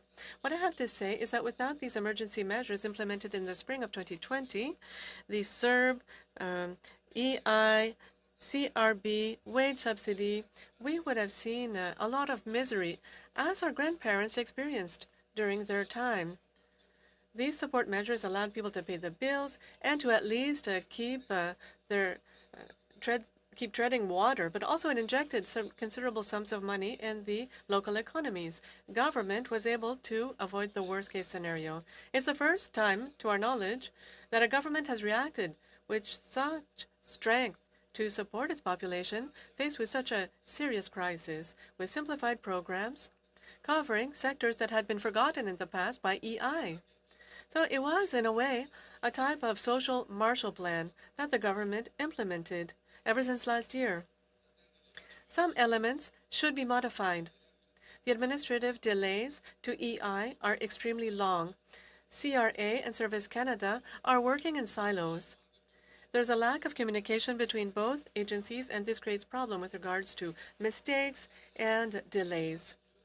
A recent study published in March of 2021 of the IMF proposes to avoid a premature withdrawal of the support programs.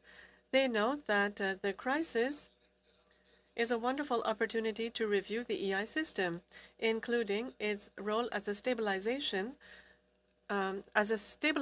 aspect to the economy. And they're correct. The IMF is correct. As long as the crisis continues, we have to keep these support programs, for example, for independent workers, and we have to review EI. If the announcements in the budget on Monday can lead to this orientation, we need this. We need that the measures announced with regards to EI become something other than temporary measures. The government has had time to reflect on this. With regards to EI, every stone was turned over. All the problems were identified. All the solutions were proposed. And for 25 years, this has not been done. And now we need to act with permanent measures. This type of crisis can become the necessary vector to rethink the importance of our social support systems. It's happened in the past, it happened in the 30s and after the Second World War. This crisis should bring us to recreate the EI program with two objectives. One, broadening coverage, especially for freelancers or independent workers, and to ensure better access to people who are in precarious work, seasonal workers, Indigenous communities, part-time workers, and we have to relook at the sanctions and improve protections. We have to ensure an environmental shift to this. This COVID crisis might be a dress rehearsal for the next crisis, a climate crisis. We have huge challenges before us, and we have to be up to them. The government has to be able to begin this type of work. We propose that they do it by lending the hand to constructive opposition and civil society. Thank you. Thank you. Thank you very much, Mr. Surrey, and sorry for the interruption. Turning then to the, we hope you're in line there now, Ian, Prince Edward Island Fishermen's Association, Ian McPherson, Executive Director. I'm not sure if your mic's tested, but they'll tell us if it's not working. Ian, floor is yours. You must be muted, Ian. I can't hear you. How's that? That's good. Okay, good. My name is Ian McPherson. I'm the Executive Director of the Prince Edward Island Fishermen's Association. We appreciate the invitation to present, and we'll be speaking to the support programs that have been put in place for harvesters and the impacts of these programs during the past year. We would first like to acknowledge the ongoing and heroic efforts of our frontline workers across Canada and all those that are working towards assisting our industries in a return to a more normal situation. I would like to acknowledge that many companies and individuals that were negatively impacted and continue to be impacted by the pandemic. Our sector was in a very unique situation in that the seasonal startup was scheduled at a time when most industries in Canada were scaling back or shutting down. The PIFA represents over 1,260 captains who are core license holders on Prince Edward Island. Most fleets employ 2 additional crew members for day-to-day operations. For the close to 4,000 plus harvesters and crew that were preparing to start a spring fishing season, quite simply, March 2020 was full of uncertainty. On Prince Edward Island, our harvesting sector is intrinsically tied to the processing sector, primarily on the island and in New Brunswick. As air travel between many countries was at a standstill, sufficient staffing at the production plants was also a challenge. On the harvesting side, questions such as, would there be a season? If so, how long? What are the protocols for safety? And will I be able to meet my financial obligations were front and center on everyone's mind. A two-week delay to a start of an 8-week spring fishing season added to this anxiety. Another primary concern was the availability of traditional worldwide markets from both a transportation and market demand perspective. As the world was on an uncharted path, market outlooks were uncertain and unpredictable. To address these uncertainties, a number of harvesting sector organizations developed contingency plans for various scenarios. In the case of the PIFA, this included ongoing dialogue with our board, committee members, other harvester organizations, provincial ministers, MLAs, processors, buyers, federal members of parliament, and federal fisheries minister Bernadette Jordan. To focus on these numerous calls was to organize a spring fishery and ensure that support programs could be developed to address any economic shortfalls. On PEI, winter and ice conditions restrict us to a spring and fall seasons for our major lobster fisheries. The federal government had a number of programs in place to address more traditional businesses, but the fishing industry has some unique aspects that did not make these programs workable. To address these gaps, the PIFA and other fishing organizations listed and detailed programs that could assist fishers in vulnerable areas. In addition, the provincial government also worked closely with industry to provide additional programs that could address gaps that the federal programs did not cover. After much discussion and hard work, a suite of programs was launched that did assist most of the harvesters. In a number of cases, the program parameters did need modifications to be more effective, and we appreciate that where our concerns were listened to. It is important to note that some programs contained a clawback or qualification provision if harvester revenues were stronger than anticipated. The programs that assisted with crew wages, CEWS, and the Fish Harvester Benefit and Grant Program were heavily subscribed. Based on the feedback I received, the Canadian Emergency Business Account, CEBA, did not receive the degree of uptake it could have due to business number and expense thresholds. The program was modified several times, and the program did have the net equivalent benefit of the Fish Harvester Benefit Program. However, access to more operating funds would have been a significant help to some fleets. It is important to note that most, if not all, first-year captains were not able to take part in most or all of these programs due to program qualification criteria. The PIFA and other organizations lobbied for changes and offered up ways to establish a previous year's income, but without success. Although the outlook for 2021 is more positive, we are still not free of the COVID-19 virus. The Prince Edward Island Fishermen's Association suggests these programs be made available again in 2021 with some suggested changes to once again support a major food sector in Canada. Last year brought immense challenges, but also provided an opportunity for industry and government to work together towards a common goal. Thank you again for the opportunity to present, and I would welcome any questions at the appropriate time.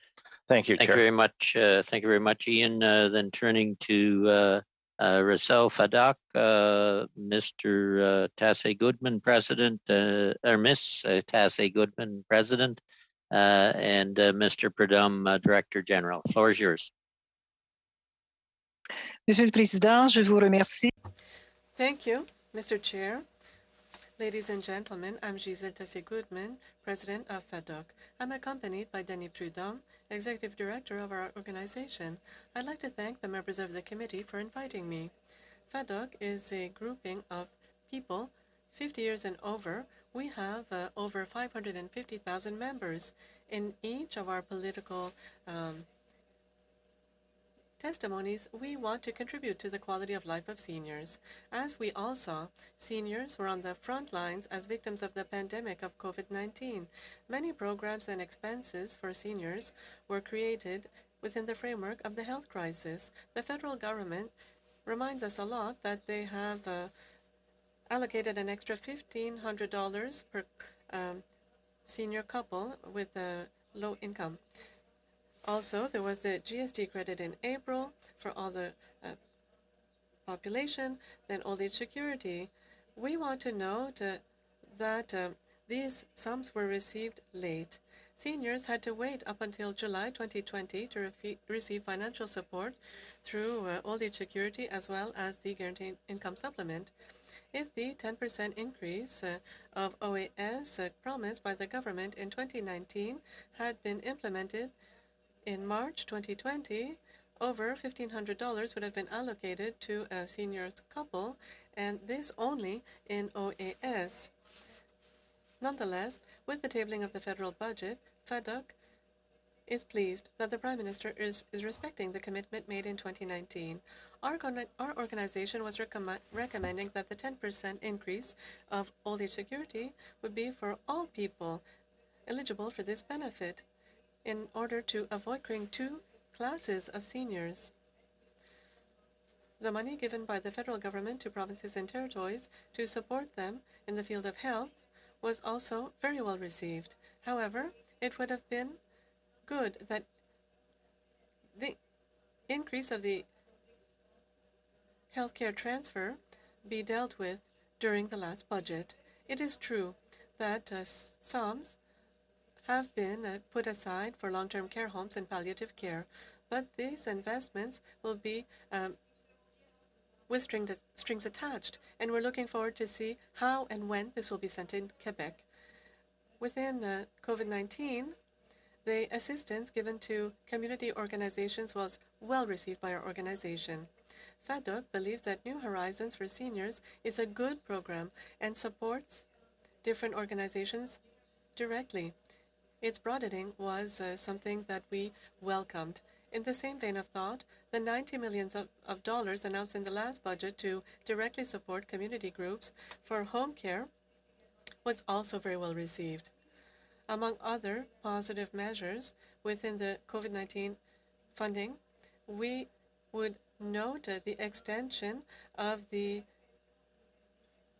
GIS and the allocation to eligible seniors. The FADOC network encourages the implementation of a grace period for those receiving the guaranteed income supplement that are late returning their tax returns. In its electoral campaign of 2019, we were proposing a 3-month period. In our brochure, we were proposing to extend OAS benefits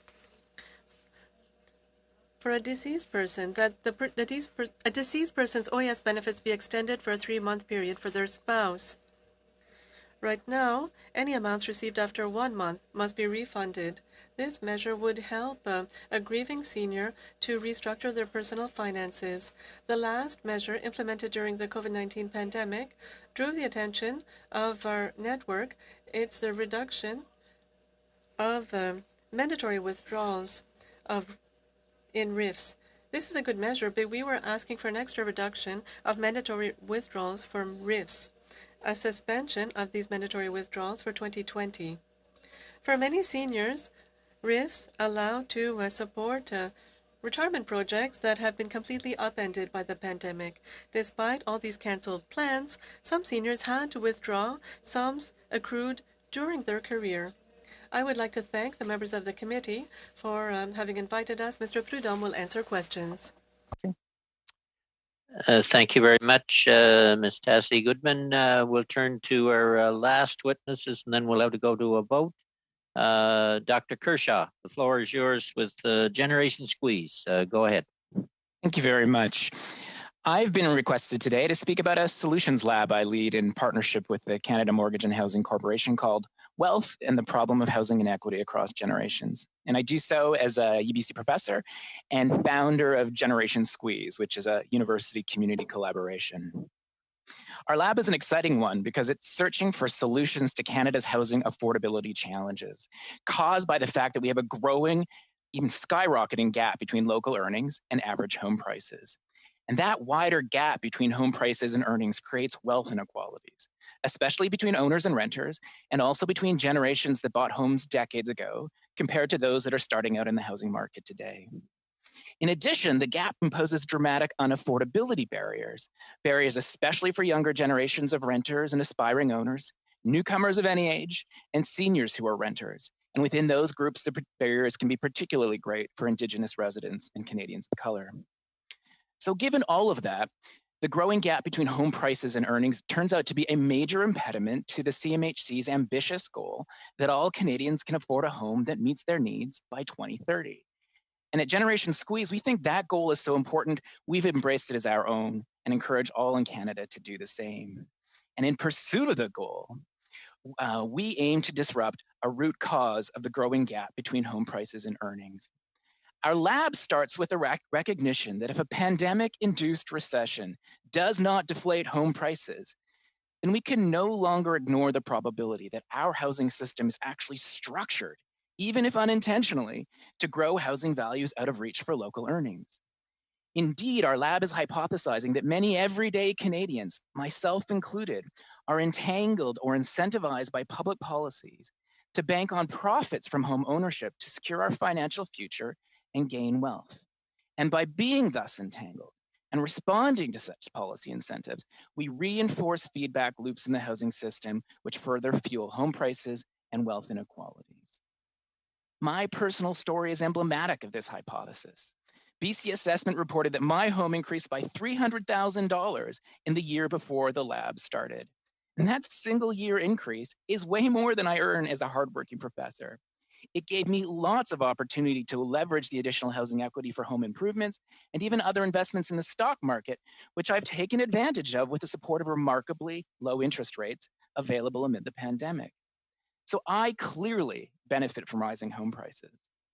But that rising home price is a double-edged sword. What's been great for my personal finances is hurting some of my other family members who as renters struggle to afford an apartment with enough bedrooms for their kids. It's hurting my younger colleagues who are just as smart as me and just as hardworking as me, but who now cannot afford to live where I do. And it's hurting my community and country because evidence shows that wealth inequalities and pervasive unaffordability barriers make our economy less efficient while compromising our population's health. By putting everyday Canadians at the center of our lab, we know our lab's focus is provocative and potentially uncomfortable. Too often, I've participated in housing dialogues where we hear Canadians say that unaffordability is simply the result of others, people over there, like a foreign investor or a money launderer, a speculator, a NIMBY, a developer, a landlord, a realtor. And yeah, all of those actors do play a part in Canada's housing unaffordability saga. But our policymakers have increasingly focused on those other actors as low-hanging fruit. There exist now foreign buyers taxes and speculations taxes and empty homes taxes and new measures to address money laundering and new efforts to resist NIMBYism and new rent control policies, new expectations for developers, new regs for realtors, and lots of efforts aimed at building more supply of housing. And Dr. Kershaw, I really hate to interrupt. We are down to 9 minutes before the vote, so we are going to have a breakout. I'll give you 2 minutes when we come back to sum up. Mr. Chair, we've got. This was just getting interesting. This is so good. I know.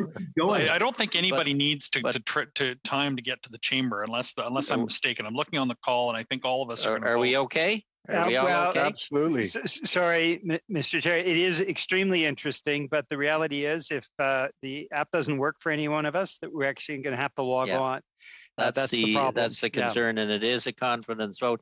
And so, Dr. Kershaw, as Ed Fast said, the punchline is going to come, and what a great way to start to stop just before we question. So we'll suspend until after the vote.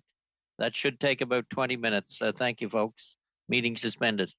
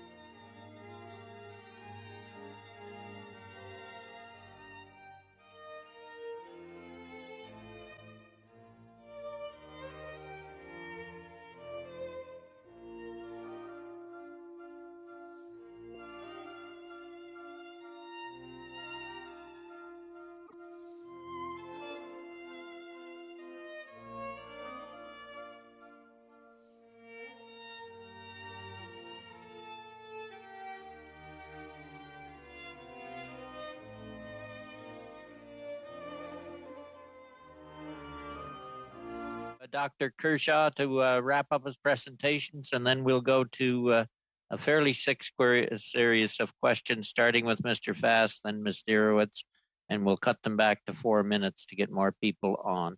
Okay, go ahead, Dr. Kershaw. Sorry. Thank you very much. I was in the midst of giving an energized Zoom experience talking about how government efforts to pick the low-hanging fruit on housing affordability had proven to have limited lasting influence to dampen down home prices or close the frightening gap between home values and what locals are earning in our cities. And that's why the lab that you've asked us to come talk about is aiming to dig deeper, to move beyond the low-hanging fruit, to focus on a more disturbing root cause of the problem.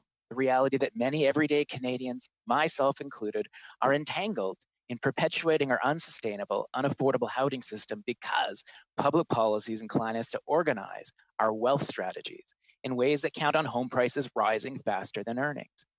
And we've organized the lab in this way because we observe that the current national housing strategy, as important as it is, suffers a major omission.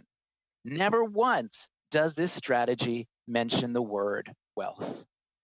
And by failing to acknowledge wealth, the strategy risks overlooking that a primary reason why our country is struggling to restore housing affordability is because few Canadians think rising home prices are uniformly bad. Quite the opposite. Many people, many regular folks benefit. And so it's the good and the bad of rising home prices. That's the focus of our lab, along with the competing interests or tensions they create. And our lab has aimed to surface those tensions and surface in particular the policy drivers that give rise to them, because those policy drivers hold unique potential to redesign the Canadian housing system in search of win-wins wherever possible, or a better balance of competing interests when win-wins are not in reach. I do look forward to your questions. Thank you very much, Dr. Kershaw. And what we'll do is we'll go to 4 minutes for Mr. Fast, Ms. Katrakis, Mr. St. Marie, Mr. Julian, 3 minutes, second round to Mr. Fast and Mr. Fragiskatis. And then I'm sorry, we're going to be out of time. Point Mr. of Fast. order, Mr. Chair. I think Yes. it's Julie. Oh, sorry. Not me. It is Ms. Zerowitz in our stream. Yeah. Sorry, I looked at the wrong list. Go ahead, Ed. Hey, thank you, Dr. Kershaw. Thank you for your presentation. I understand you've had chats with my colleague, Brad Biss, who's also on the Zoom call. Generation Squeeze, you're the founder of that organization. This lab is focused on effectively one issue, which is the tax component of intergenerational inequity relating to housing, correct? No, that's not accurate. As I just described, we're looking at a range of policy issues that entangle everyday households, myself included, in counting on home prices rising faster than earnings. We actually are focusing on 3 areas directed by our participants: monetary and lending policy, tax policy issue, and something called a protective policy issue. I'm looking at the executive summary of the project charter, and first paragraph actually says one key source of this intergenerational inequality is tax policy that privileges home ownership and shelters housing wealth, especially in principal residence, right? Residences. It's the only key source that is mentioned in the executive summary.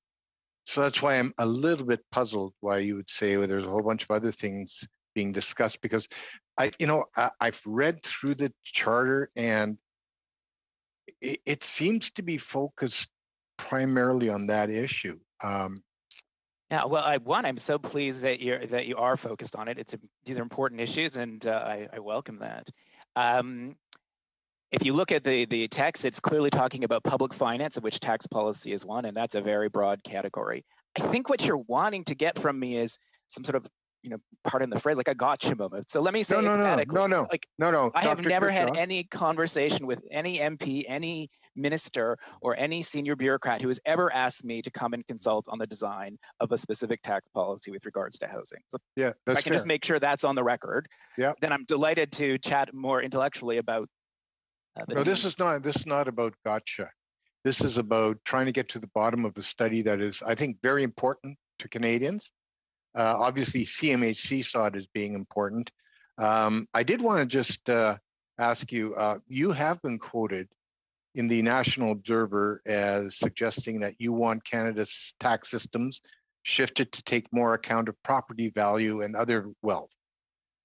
Is that correct? Oh, when you're talking about my own research work, yes, I think the evidence does give good reason for us to think about trying to cut taxes for middle and lower earners and compensate that. That'll create efficiencies and compensate by asking folks like me, who now are like the 9% of Canadians who have homes worth more than $1 million, to contribute slightly more based on our housing wealth. And okay, so, part of a conversation about a tax shift. Yes. Okay, that's so my research area. So we are talking about a home equity tax of some sort. Is that right? Well, in this particular moment, you and I are talking about the possibility of, reducing taxes on earnings and trying to find revenue elsewhere. The focus of the lab is much, much broader than that. And that's why we're looking at things related to monetary policy, lending policy, a broad category of tax policy, including Brad's observation about could we exempt the first $100,000 or so of earnings from people as a way to try and support a younger demographic. So a broad range of things. Okay, Dr. Kershaw, Generation Squeeze became one of the partners in this lab. Another partner was Watershed. Watershed is no longer a facilitator, is that correct? Oh yeah, that's a great question. So when I was working to think through how we would facilitate engagement with people through the Solutions Lab approach that CMHC has on tap, I wanted to pick up on a working relationship that we'd had with Watershed partners in the past, and so approached, I think you had Charlie on earlier today, as a colleague who could help with the facilitation. That's correct. Okay, is there a reason why in November that relationship was terminated? Yes, also a great question. One of the strengths of Watershed is to bring a really process-oriented approach to guiding co-construction of ideas. And they led us through the first, 2 sessions of our lab, which went well. But then as the participants were pushing us to look at more detailed policy areas, it became clear that we needed more content expertise to be shaping the conversations. And so we made that shift. Thank you. Thank you. I gave you a little more time, Ed, because I felt you were on a good line of questioning there. Ms. Sirowitz and then Mr. St. Marie. Thank you so much, Mr. Chair, and thanks to all the presenters. My first questions are for CMHC. Mr. Tremblay, does the CMHC have any role when it comes to the formulation of tax policy? Thank you for the question, Mr. Chair. We do not. We do from time to time provide advice to the Minister of Finance through the Department of Finance, but the Minister of Finance has the ultimate responsibility for tax policies. Okay, thank you. I just wanted to make sure that was clear. That's come up a number of times, and it did come up last time when Mr. Siddell was before us, and so I appreciate your clarity on that. We're talking a lot about buying homes, and as you know, the federal government introduced the first-time home buyers incentive to help qualified first-time home buyers be able to better afford buying a home. Can you talk maybe about how critical this program is in helping young and new Canadians access the housing market? So that's one. Two, we know that COVID has made everything more expensive, and it feels like it's even tougher than ever before for young people or first-time home buyers to actually get into the housing market. Can you talk about maybe some other measures we should be thinking about in order to make things more affordable for those who are trying to get into the market? Thank you. So, Mr. Chair, first, the first-time homebuyer incentive was introduced to make sure that when first-time homebuyers got into the market, they could do so within good risk parameters, but also with a lower payment, so a lower monthly payment. So it's aimed at that. With respects to other measures, I guess that would be advice that we would give to the Minister of Finance as well. So it's not necessarily something that we would share here, and I think yeah, I'll leave it at that. Okay, no problem. And I don't want to push you on that, so thank you. My next question is to Mr. Kershaw. Thank you so much for your presentation, and I agree with whoever suggested that we should have you back, just because I think we might have many questions to you. Our budget 2021 has put in a significant amount of money to support our youth. We want to make sure that due to COVID, they don't become the lost generation. And I wonder whether you can talk a little bit about how the investments proposed in our budget 2021 could help can stop young Canadians from becoming a lost generation? Well, first, I think you deserve a great deal of credit for putting in place the childcare funding that is actually, for the first time in my professional career, really meaningful at the federal level. And after 50 years, that the recommendation from the Royal Commission on the Status of Women to have a real national childcare system, I think that is going to be game-changing. I do think, though, that previous budgets have been stronger on the housing issue. I think the material I've shared already today, we really do need the government to say Canadians may have wanted in the past two things from housing: an affordable place to call home and a good return on investment. But we can't have both of those things any longer, because when something is a good return on investment, it leaves behind local earnings. And I think at this stage, if we want the national housing strategy to truly succeed, we need the government to come out and say, actually, we're going to hone our public policies going forward to try and ensure home prices don't continue to rise. That's a top goal. Last question, Julie. Thanks very much. One of the things that the Federation of Canadian Municipalities would say to us is, one of the issues is that it seems like everybody has different levers at different levels of government. So the federal government has certain things it could do, the province has certain things it can do. To what extent, for us to actually really deal with this housing issue, we really need to bring the two levels of government together, maybe all three levels, to actually put all the tools on the table for us to really get at some solutions. Well, I think that's true, although I do see solid efforts of governments working together. Municipalities can do zoning issues, that's really critical. Then senior levels of government need to come in and think about how they're shaping both the injection of new supply. We need more co-ops in particular, and green purpose-built rental, and also how we modify the demand. And as I've mentioned, we've done the low-hanging fruit. Now is the time we need to tackle some of the more challenging cultural issues, and also just the way in which, when you measure your GDP, you take pride on the fact that our housing system is growing GDP, but what it's really doing is growing the major cost of living out of reach for what locals earn. That does make people like me wealthier, but it's crushing the housing dreams of those who follow in my footsteps. Okay, we'll have to go. Thank you all. We'll have to go to Mr. St. Marie, 4 minutes. Gabriel. Oui, merci Wayne. Bonjour tout le monde. Merci pour vos présentations. Hello, thank you everyone. Thank you for your presentations. And I'm sorry that there was a cutoff there. My question, one for Mr. Prudhomme and the other for Mr. Sire from the unemployment group. I would like to refer to an article written by Gérald Filion, an economic writer, and he talked about support measures for seniors in the budget. And he was talking about the $500 check for people over 75 in August. You can imagine an election will follow. And then the 10% increase of the old age security, but only in 2022. And I quote, two questions can be asked here. First of all, why not start to increase old age security by 10% as of this year? And second, why don't these measures only help 75 and up? Why not as of 65? Mr. Prudhomme? Yes, thank you for this question. What's interesting in these questions is that, as we mentioned in our opening speech, our president said that this should have been done in March 2020. This would have helped a lot if we think only of old age security. On the other hand, there's a discriminatory factor, discrimination according to age and not revenue. So it's supposed to help those who are lower income. But we know that old age security up to 70,000, you can withdraw it. And so this is also going to help people who don't need it. That's one. Two, if you want to increase it for everyone who is receiving OAS 65 and over without discriminating. Secondly, if we really want to help those who need help, well, that's what we're saying. Well, it seems that 75 and up need more care, more help. We're not saying anything against that, but also a lot of people between 65 and 74 need a lot of help, and this guaranteed income supplement will provide income to those who need it, not those who have $70,000 a year and who don't really need it. Let's put money where it's most needed. So let's focus on those who are in the most need.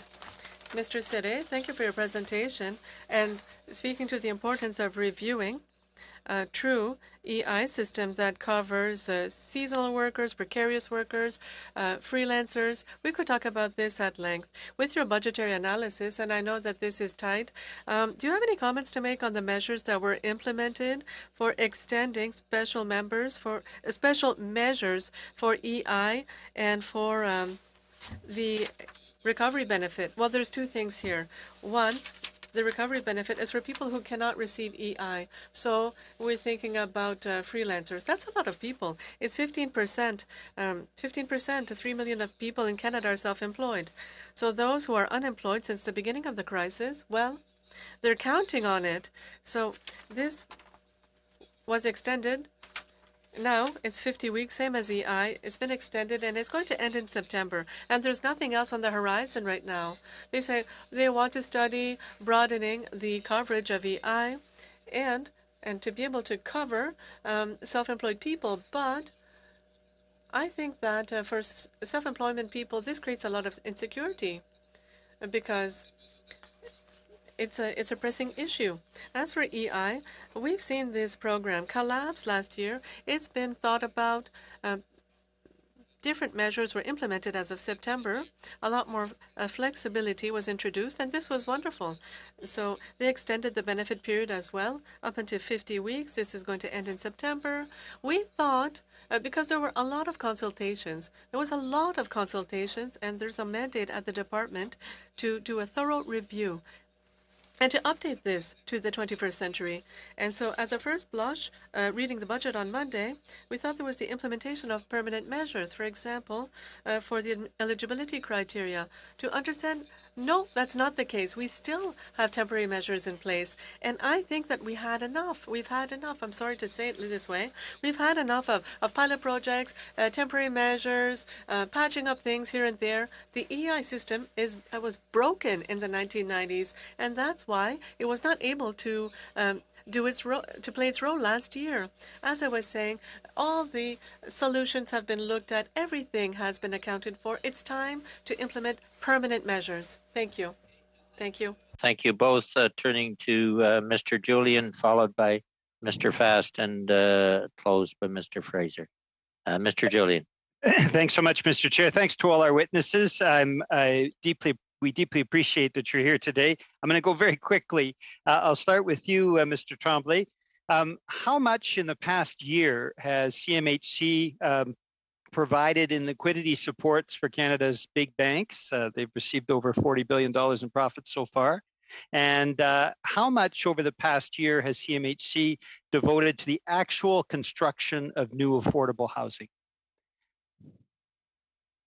So thank you for the question, Mr. Chair. So in terms of the how much liquidity we've provided, I'll have to get the information to the committee for that. I don't have it handy. In terms of how much we've provided for affordable housing, as of December 31st, 2020, within the National Housing Strategy program since the launch, so I don't have it in annual, but we've committed more than $12 billion for housing. Thank you very much. OSFI tells us that CMHC gave $150 billion in liquidity supports for Canada's big banks. So the ratio is basically 14 times more for supporting the bank profits rather than providing affordable housing. Thank you for that. Dr. Kershaw, very quickly, is part of your laboratory looking into issues like a wealth tax that other countries have put into place. And you did make reference to cooperative housing since the former Liberal government gutted the National Housing Program. How important is it to have that right to housing in the construction of nonprofit and cooperative housing solutions? So there's two parts to that question. I'll take the second first. It's absolutely essential for us now to be thinking about investing in particular green energy efficient co-ops. As this big gap between home prices and earnings grows, we need to be thinking that more and more people are going to be relying on alternative tenors like co-op. And in terms of the taxation of wealth, I think it's a broader conversation. Your party has been focusing a lot on taxing like the uber wealthy, those with $20 million in assets. I think if we want to help our housing affordability, we would include housing wealth income much lower than that. And, I think we should be thinking about, there's only 9% of Canadian homeowners live in homes that are worth more than $1 million. That might be a threshold that's worthy of some discussion. Thank you very much. Monsieur Prudhomme, jusqu'à quel point est-ce que le réseau FADOC est préoccupé? Mr. Prudhomme, to what extent is the FADOC very concerned with the collapsing of this sector in long-term care homes? When we look at the atrocious conditions, to what extent are you concerned by the lack of funding and also the lack of standards? The lack of standards for the long-term care home sector. Thank you for the question. Extremely concerned. We've been extremely concerned since the 1990s when things began to change dramatically. Already, we saw that they were stretching things to the maximum. And there are two things that can happen. With regards to home care, we know that most of people right now, well, as we say, really, people have to put their money where their mouth is. And that budget doesn't reflect this. So something has to be done for home care. And secondly, in the healthcare transfers, we definitely need to add a criteria for aging. For example, in Canada, we have 17% of people over 55 and up. It's over 20% in Quebec. We need to add funding according to the aging population for the long-term care sector. Thank you very much. And I have a question for Mr. Serre. Mr. Serre? No, I still have 20 seconds, Mr. Chair. Very quickly, Monsieur 15-second question. Mr. Serre, to what extent do you support the concept of a basic guaranteed income?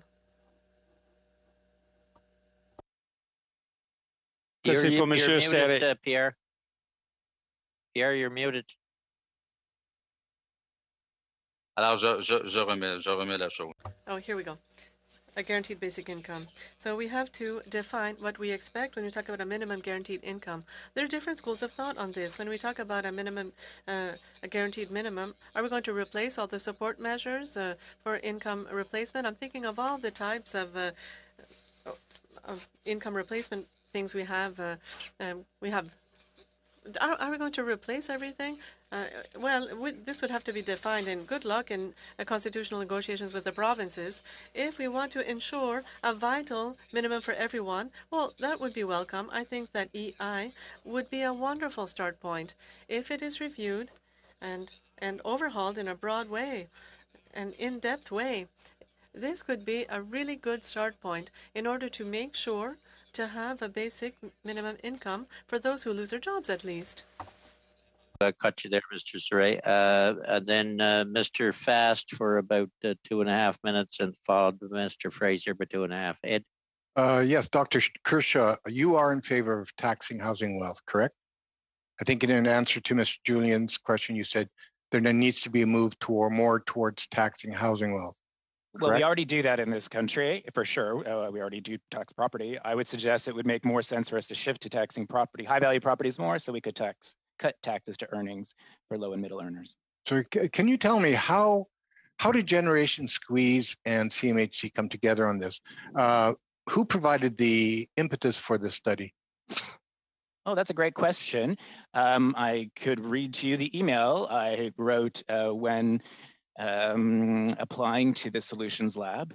So this was my applying to CMHC. Okay. And one of the people who had been most eloquent talking about generational equity in housing and wealth had been Evan Stahl. And as I was looking for partners to develop the Solutions Lab, I reached out to Evan and asked if he would be interested in partnering.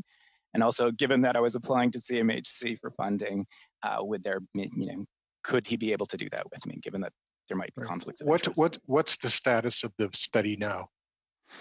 Yeah, we're coming down to the end of the road. We'll be giving our report expected in June, toward the end of June, just before the summer break.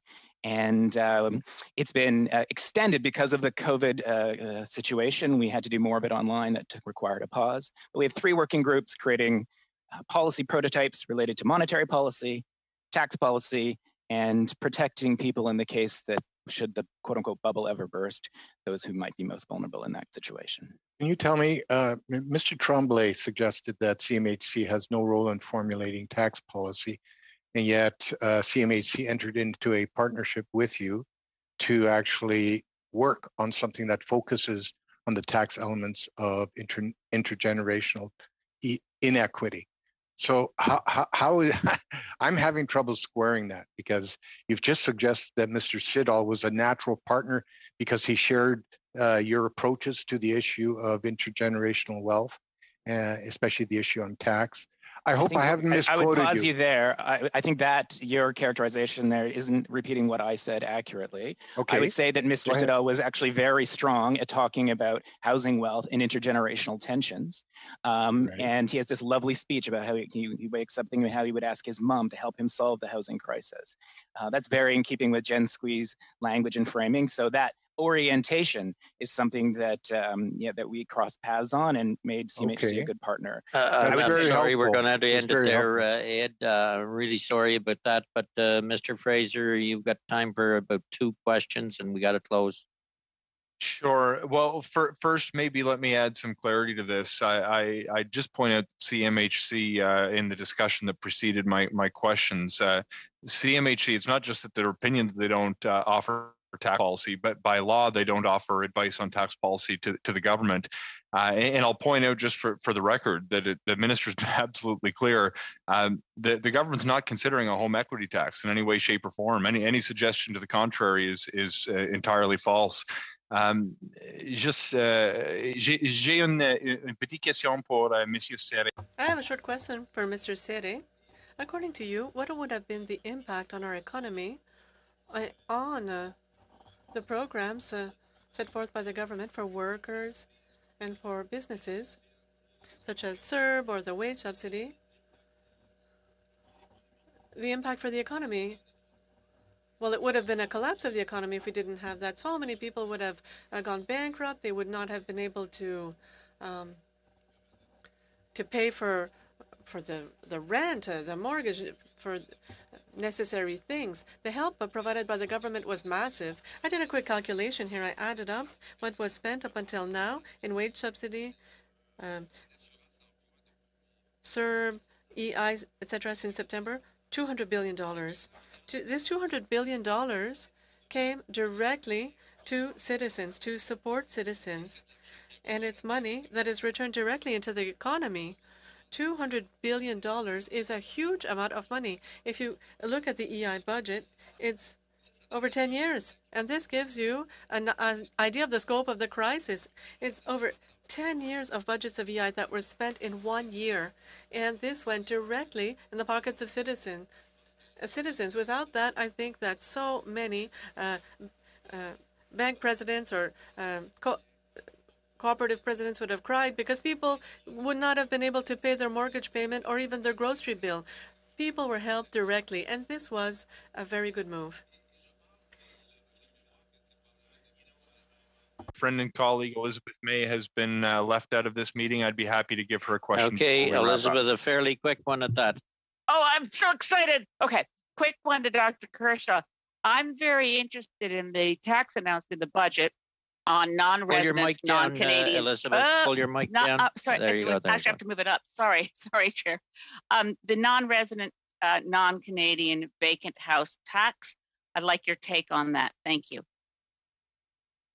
A valuable tool. It's one minor tool in the toolbox. Will it be sufficient? No. Do we need to go considerably further to address some of the broader root causes? Absolutely, yes.